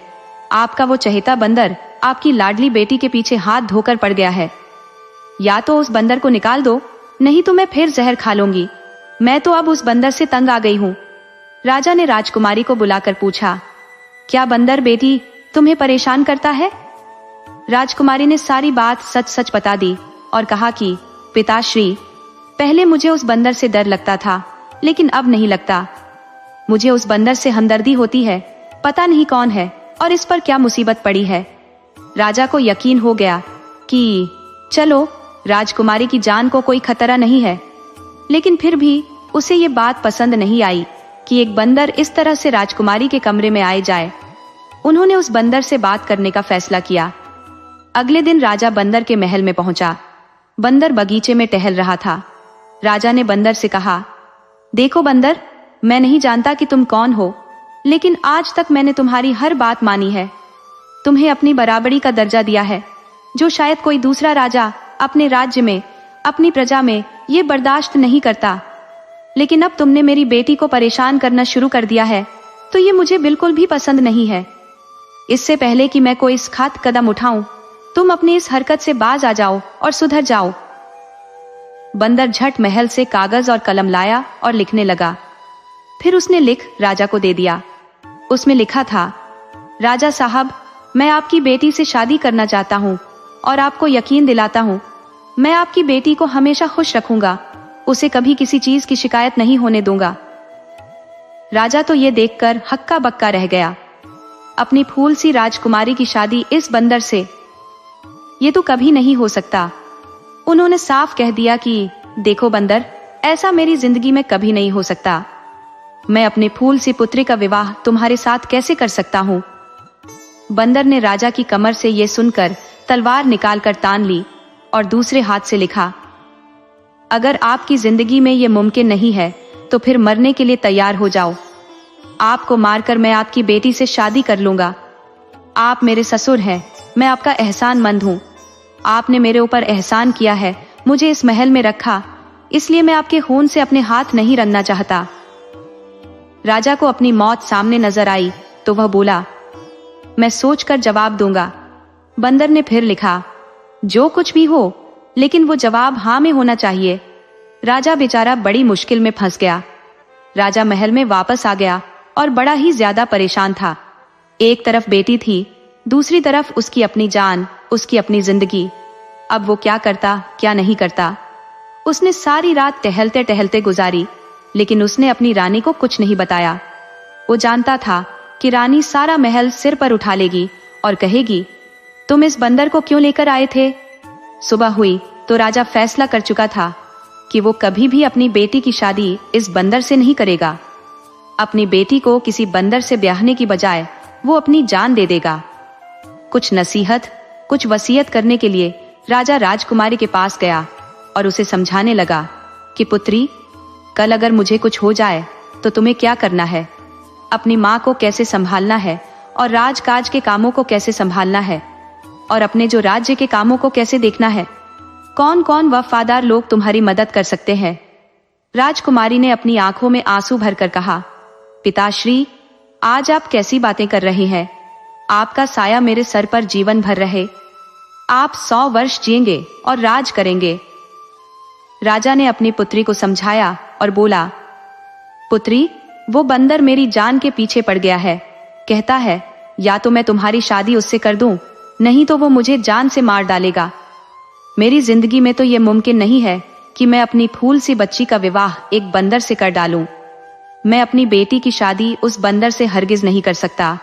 इसीलिए पुत्री, तुम अपनी माँ को, उस बंदर को मारने की कई तरकीबें तुम्हारी माँ कर चुकी है, लेकिन वो आज भी जिंदा और सही सलामत है। वो बंदर बहुत ही चालाक और बुद्धिमान है। मैं आज उस बंदर को साफ जवाब दे दूंगा और शायद ये जवाब सुनकर वो बंदर मुझे फौरन मार डाले। तुम मुझे, जो अपने पिता को ये काम करने दो, और तुम अपनी माँ के साथ तहखाने में छुप जाना और उस वक्त तक तहखाने से बाहर मत निकलना जब तक वो बंदर मायूस होकर यहाँ से चला न जाए। राजकुमारी कहने लगी, पिताश्री, आपकी जान इतनी सस्ती नहीं है कि आप सिर्फ मेरे ही बाप नहीं है, बल्कि इस राज्य के राजा भी है। आप इस सारी राज्य के राजा भी है और इस प्रजा के प्रति आपके कुछ फर्ज भी है। राजपाट को कौन देखेगा, कौन प्रजा को देखेगा। प्रजा का क्या होगा। आप जाकर बंदर से मेरे रिश्ते के लिए हाँ कर दीजिए। अगर मेरी किस्मत में यही लिखा है तो वो आपके मरने के बाद भी होकर रहेगा। राजा अपनी पुत्री की बात मान गया, लेकिन उसका दिल परेशान था। राजा बहुत मजबूर था। जाकर राजा बंदर को अपने जो फैसला सुना दिया और उसने शादी के लिए हाँ बोल दिया। बंदर ने कहा, आप शादी की तैयारी कीजिए महाराज। रानी के कान में जब ये बात पहुंची तो रानी ने सारा महल सिर पर उठा लिया। रानी बहुत रोई धोई, जान से देने की धमकियां दी, बाल नोचे, कपड़े फाड़े, लेकिन होनी को कौन टाल सकता था। शादी वाले दिन राजा ने रानी को एक कमरे में बंद कर दिया और राजकुमारी और बंदर की शादी हो गई। राजकुमारी विदा होकर बंदर के महल में आ गई। उसकी विदाई हो गई। तब उसकी माँ को बाहर निकाला गया। बहुत ही बवाला मचा था। रानी रोई धोई, खूब ड्रामा हुआ, लेकिन अब क्या हो सकता था। अगले दिन सुबह जब राजकुमारी महल आई तो वह बहुत खुश थी। सब ये देखकर बहुत हैरान थे। महारानी ने अपनी बेटी को गले लगाकर रोने का इरादा किया, लेकिन बेटी ने कहा, माँ, अब रोने धोने से कोई फायदा नहीं है। जो मेरी किस्मत में लिखा था वो हो गया। मैं खुश हूं। माँ तो जो रानी थी अपनी बेटी से बहुत प्यार करती थी। वो तो अपनी बेटी के मुंह से इन शब्दों को देखकर हैरत से उसे देख रही थी। वो बोली, पुत्री, तू उस बंदर के साथ खुश है? राजकुमारी बोली, हाँ माँ, मैं खुश हूं। अब आप रोना धोना बंद करो। राजकुमारी अब दिन में अपने बाप के महल में रहती और रात को अपने महल में चली जाती। खुशी खुशी उनके दिन कटने लगे। रानी राजकुमारी के चेहरे पर जो खुशी झलकती थी, बेटी को खुश देखकर राजा भी जो अब चिंतित नहीं था, उसे भी सुख था कि चलो उसकी पुत्री खुश है। वो भी प्रसन्न था। लेकिन जो रानी थी उसको ये बात किसी तरह से हजम नहीं हो रही थी कि उसकी बेटी एक बंदर के साथ कैसे खुश है। एक दिन रानी ने छानबीन करने की ठान ली। रात को रानी ने नौकरानियों वाले कपड़े पहने, नौकरानी की चादर ओढ़ी और बंदर के महल की तरफ निकल गई। आमतौर पर बंदर अपने महल का दरवाजा अंदर से बंद कर लेता था, लेकिन उस दिन जो इत्तेफाक से, पता नहीं कैसे, उस दिन महल का दरवाजा खुला रह गया। रानी चुपके से अंदर घुस गई। राजकुमारी के कमरे का दरवाजा बंद था, लेकिन अंदर से हंसने बोलने की आवाजें आ रही थी। आवाज किसी मर्द के बोलने की थी और ताज्जुब के मारे रानी ताले के अंदर झांक कर देखने लगी। उसने ताले के सुराख से अंदर झांक कर देखा। अंदर राजकुमारी के साथ एक खूबसूरत सुंदर राजकुमार जैसा नौजवान बैठा था।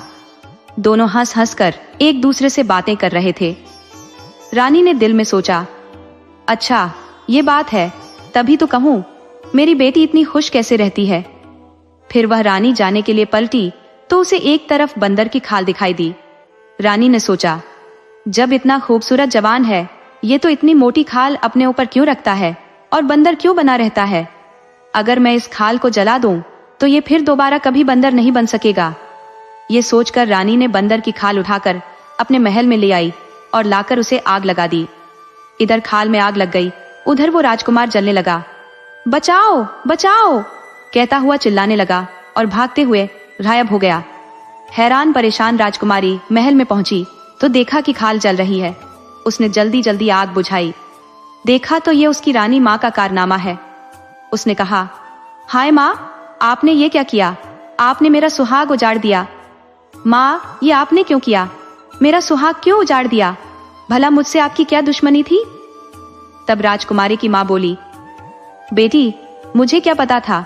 मैंने तो सोचा था कि न ये मोटी खाल रहेगी और न ही तुम्हारा दूल्हा इसे पहनेगा। राजकुमारी का रोते रोते बुरा हाल हो गया। वो बोली, माँ, मैंने आपसे कहा था ना, मुझे मेरे हाल पर छोड़ दो, लेकिन आपको भी चैन नहीं था। अब ठंडक पड़ गई आपके दिल में। अब उसकी रानी माँ चुप हो गई। खुद अपने हाथों से अपनी बेटी का घर बर्बाद कर दिया। जैसे ही राजा को ये बात पता चली तो राजा ने दूर दूर तक घोड़े दौड़ा दिए, लेकिन कहीं भी उस बंदर राजकुमार की खबर नहीं आई। राजकुमारी की हालत तो देखी नहीं जाती थी। राजकुमारी सूख कर कांटा हो गई थी। न तो वो खाती थी, न ही अब पीती थी। हंसना बोलना तो जैसे वो भूल गई थी। कुछ दिन ऐसे ही गुजर गए। फिर राजकुमारी जोगन वाले कपड़े पहनकर राजकुमार की तलाश में निकल पड़ी। जंगल जंगल, नगर नगर भटकते फिरते उसके पांवों में छाले पड़ गए। रूप भी उसका फीका पड़ गया। राजकुमारी एक दिन जंगल में रात को एक पेड़ के नीचे बैठी थी। एक दिन राजकुमारी रात को जंगल के पेड़ के नीचे बैठी थी तो उस पेड़ पर एक चकोर और एक चकोरी बैठे थे। चकोर दरअसल एक खूबसूरत परिंदा होता है। चकोरी ने चकोर से पूछा, क्या बात है चकोर, तुम इतने उदास क्यों हो? चकोर ने जवाब दिया, क्या बताऊं चकोरी, यहाँ से जो अपना जो नगर है, मैं वहाँ के राजकुमार के लिए परेशान हूँ। उसके सारे जिस्म पर बड़े बड़े छाले पड़ गए हैं। उसके शरीर पर इतने जख्म है कि न बेचारा सो सकता है न बैठ सकता है। सारे वैद्य हकीम इलाज करके हार गए हैं, किसी भी चीज से कोई फायदा नहीं होता। चकोरी ने पूछा, राजकुमार की ये हालत कैसे हुई? चकोरी ने कहा, कैसे राजकुमार हमारा इतनी मुसीबत में है? तब चकोर ने कहा, किसी औरत ने हमारे राजकुमार को जलाकर मारने की कोशिश की थी। उसकी जान तो बच गई है, लेकिन उसका सारा बदन बुरी तरह से जल गया है। चकोरी ने चकोर से पूछा, क्या हमारे राजकुमार के दुख का कोई इलाज नहीं है? चकोर ने कहा, चकोरी, एक इलाज है। और चकोरी कहने लगी, कौन सा इलाज? तब चकोर ने कहा कि एक ही इलाज है, अगर कोई हमारी बीज मल इकट्ठी कर ले और उन्हें चंदन के साथ घिसकर 40 दिन तक सुबह शाम राजकुमार के जख्मों पर लगाए तो वह ठीक हो सकता है। राजकुमारी फौरन समझ गई, ये उसी के राजकुमार की बात है।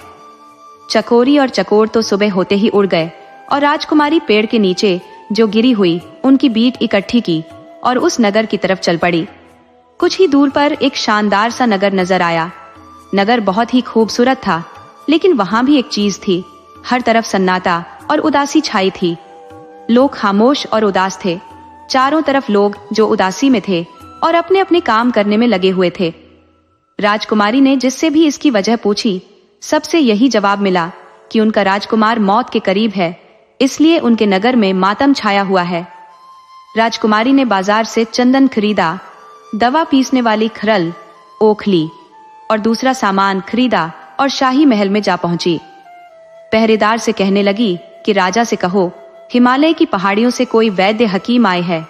वो राजकुमार को जो इलाज करने का दावा करते हैं, उसे जो राजा सुनकर उस वैद्य बने राजकुमारी को बुला लेता है। उन्होंने इस वैद्य को भी बुला लिया।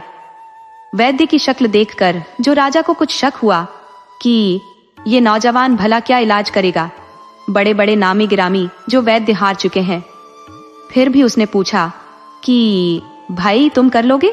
दुनिया भर के तमाम वैद्य हकीम हार चुके हैं, अब तो दुआओं का ही सहारा है। राजकुमारी बोली, महाराज, अगर 40 दिन तक राजकुमार ठीक न हुआ तो जो चोर की सजा हो वो मेरी सजा होगी।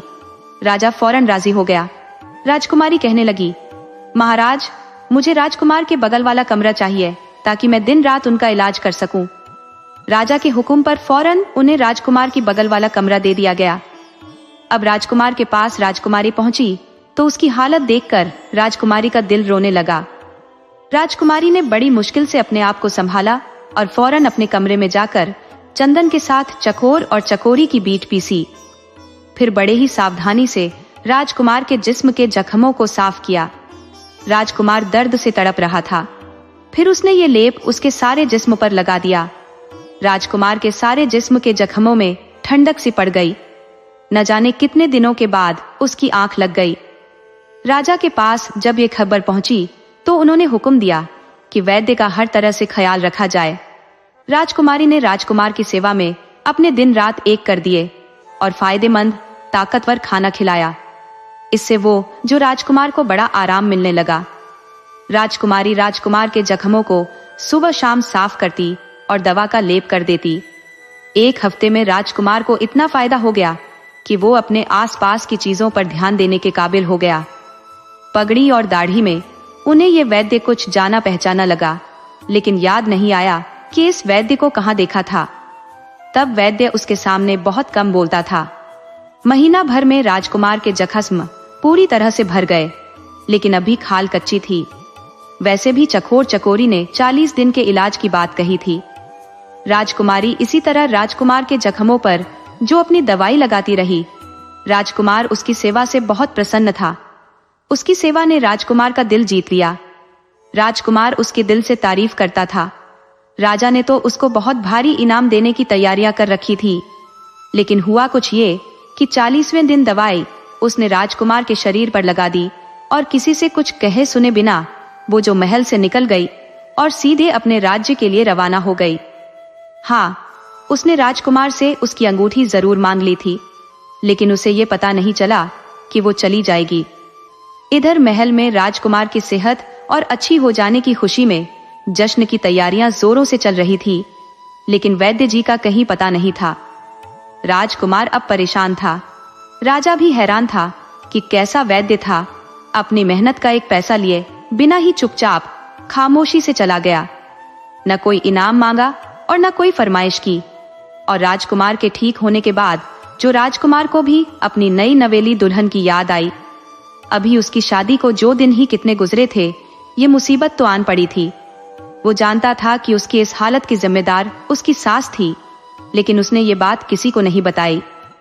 एक दिन वो राजकुमार अपने पिता से इजाजत लेकर शिकार के बहाने जो नगर से निकला, शिकार के बहाने से निकला और सीधा अपने ससुराल चला गया। उसने शाही कपड़े पहन रखे थे। उसके साथ उसके जो सैनिकों का दस्ता भी था। सैनिकों ने उसे पूरे जो इंतजाम के साथ महल में बिठाया और राजा को खबर की। राजा साहब बेटी के घेम में वक्त से पहले ही बूढ़ा हो गया था। मेहमानों ने खड़े होकर उनको इज्जत दी, सम्मान दिया। राजा ने पूछा, बेटा तुम कौन हो और कहाँ के राजकुमार हो? मैंने तुम्हें पहचाना नहीं। राजकुमार ने बड़े ही श्रद्धा से कहा, आप भले ही मुझे न पहचाने महाराज, लेकिन मैं आपको कैसे भूल सकता हूँ? आपका मुझ पर एहसान है। मैं वही बंदर हूँ जिसे आपने अपनी बराबरी का दर्जा दिया था और अपनी बेटी से मेरी शादी की थी। राजा उस खूबसूरत नौजवान राजकुमार को देखता रह गया। कहाँ वो बंदर और कहाँ ये राजकुमार? अब राजा की हैरानी का कोई ठिकाना नहीं था। फिर भी राजा ने खुशी से पूछा, लेकिन ये सब कैसे मुमकिन हुआ? राजकुमार ने कहा, महाराज मैं अपनी कहानी आपको बाद में सुनाऊंगा। अब क्या मैं अपनी दुल्हन से मिल सकता हूँ? राजा ने कहा, वो अब भी उसी महल में रहती है बेटा, जहाँ तुम रहते थे। उसने तो दुनिया ही छोड़ दी। तुम शौक से वहां जा सकते हो। राजा को हैरान और परेशान छोड़कर राजकुमार सीधा अपने महल में आ गया। राजकुमारी जो घाम की तस्वीर बनी बैठी थी। राजकुमारी का फूल सा चेहरा मुरझाया हुआ था। रो रो कर आंखों के नीचे काले घेरे पड़ गए थे। राजकुमार को अपने सामने खड़ा देखकर राजकुमारी को यकीन नहीं आया। राजकुमार ने कहा, हाँ राजकुमारी, तुम्हारा प्यार मुझे यहाँ खींच लाया है। तुम्हारी माँ ने तो मुझे मारने में कोई कसर नहीं छोड़ी थी। मेरा सारा शरीर बड़े बड़े फफोलों से भर गया था। मेरे बचने की कोई उम्मीद नहीं थी। राजकुमारी ने पूछा, फिर आप ठीक कैसे हुए? राजकुमार ने कहा, एक वैद्य मेरे पास आया था। 40 दिनों में मेरे जख्मों पर मरहम लगाया और मेरी ऐसी सेवा की कि कोई किसी की नहीं करता। राजकुमारी ने पूछा, अच्छा, तब तो आप लोगों ने उसे खूब इनाम दिया होगा और उसे खूब मालामाल कर दिया होगा। राजकुमार बोला, नहीं, हैरानी की बात तो यही है राजकुमारी कि सिवाय मेरी एक अंगूठी के उसने कुछ नहीं लिया और बगैर किसी को कुछ बताए चुपचाप कहीं चला गया। राजकुमारी ने वही अंगूठी दिखाते हुए पूछा, क्या यही अंगूठी थी? राजकुमारी ने कहा, हाँ, मगर तुम्हारे पास कहां से आई? राजकुमारी कहने लगी, वो वैद्य मैं ही थी। और फिर उसने सारी कहानी राजकुमार से कह डाली। वो कपड़े भी दिखाए जो वो वैद्य के भेष में पहनती थी। राजकुमार की तो खुशी की कोई सीमा ही नहीं रही। वो बोला, मैं तो बहुत खुशनसीब हूं कि मुझे तुम जैसी पत्नी मिली। माँ ने जान लेनी चाहिए, लेकिन बेटी ने जान बचा ली। राजकुमार बोला, तुम्हारी माँ ने तो कोई कसर नहीं छोड़ी थी मुझे मारने में। राजकुमार बोली, मेरी माँ भी आपकी दुश्मन नहीं थी राजकुमार। आपको इंसान के रूप में देखकर मेरी माँ ने सोचा, अगर वो बंदर की खाल को जला दे तो आप कभी बंदर नहीं बनेंगे, बल्कि हमेशा इंसान बने रहेंगे। तो मेरी माँ ने मेरा अच्छा ही सोचा था और अच्छा जानकर ये तय किया था कि आपको कम से कम मुझे तो ये बता देना चाहिए था कि आपके बंदर के भेष में रहने के पीछे राज क्या है। तो मैं इस खाल को अपनी जान से भी ज्यादा हिफाजत से रखती। राजकुमार बोला, असल में राजकुमारी, मुझे कभी इसका मौका नहीं मिल पाया। दरअसल हमारी शादी को दिन ही कितने हुए थे। मैंने सोचा था आराम से तुम्हें बताऊंगा, तभी यह मुसीबत आ गई। दरअसल लंबी कहानी है।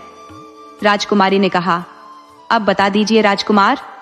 राजकुमार ने कहना शुरू किया तो कहने लगे, राजकुमारी, ये तो तुम भी जान गई हो, मेरे माँ बाप भी राजा रानी है और मैं उनकी इकलौती संतान हूँ। राजकुमार होने की वजह से मेरी जवानी का वक्त घूमने फिरने और शिकार खेलने में गुजरता था। तकरीबन साल भर पहले की बात है। मैं अपने सिपाहियों के साथ शिकार खेलने के लिए निकला। जंगल में मुझे एक बहुत ही खूबसूरत हिरण नजर आया। मैंने ताक कर तीर चलाया, लेकिन वो मेरी नजरों से ओझल हो गया। मैंने जब उस हिरण का पीछा किया तो मैं अपने साथियों से बिछड़ गया और बहुत दूर निकल आया। मैंने देखा एक झरने के किनारे एक बुजुर्ग बैठे हैं। उनके पास एक 10 साल का लड़का लेटा हुआ था जिसकी टांगों से खून बह रहा था। वो बुजुर्ग उस लड़के के जख्म को धोते जा रहे थे और रोते हुए उसको बद्दुआ दे रहे थे जिसने ये तीर मारा था। मेरी शक्ल देखते ही वो गुस्से में बोले, आदमी हो या बंदर, तमीज तो और जो संस्कार तुम्हारे अंदर है ही नहीं। ये उनके कहने की देर थी कि मैं बंदर में बदल गया। उन्होंने कहा, जा और जंगल जंगल भटकता फिर, कोई ठिकाना नहीं मिलेगा तुझे। इनकी बद्दुआओं से और अपनी हालत से जो मैं बहुत परेशान हुआ। उनके पांव मैंने पकड़ लिए और रोने लगा। मेरी हालत देखकर उस लड़के को मुझ पर तरस आ गया। उसने उस बुजुर्ग से कहा, दादाजी, अब इस इंसान ने अपनी गलती मान ली है तो इसे माफ कर देना चाहिए। ये भी शर्मिंदा है, इसे माफ कर दीजिए और दोबारा इंसान बना दीजिए। लड़के ने जब ज्यादा ही उस बुजुर्ग से प्रार्थना की तब वो बुजुर्ग बोले, देखो, इससे सीख कि तूने इसे जख्म दिया और ये तेरी सिफारिश कर रहा है। खैर, मैं अपनी बद्दुआ तो वापस नहीं ले सकता, न ही अपना श्राप ले सकता हूँ, लेकिन कुछ कर सकता हूँ। साल भर बंदर तो तू रहेगा ही। जब कोई लड़की तुझसे हमदर्दी करते हुए शादी को तैयार हो जाएगी तब तुम अपनी असली सूरत में वापस आ जाओगे। अगर साल गुजरने से पहले तेरी शादी हो गई तो सिर्फ अपनी हमदर्द पत्नी के सामने इंसान की शक्ल में आ सकोगे। लाचार होकर मैं वहां से वापस आ गया। अब मेरा कोई ठिकाना नहीं था, अपने घर भी वापस लौट नहीं सकता था। 6 महीने तक जंगलों में भटकता रहा। फिर एक दिन तुम्हारे पिता जो सैर करने के लिए आए, उन्होंने मुझ पर एहसान किया, मुझे अपने साथ ले आए, मेरी हर फरमाइश पूरी की और तुम्हें मुझसे हमदर्दी पैदा हुई और अपने बाप की जान बचाने के लिए तुमने मुझसे शादी कर ली।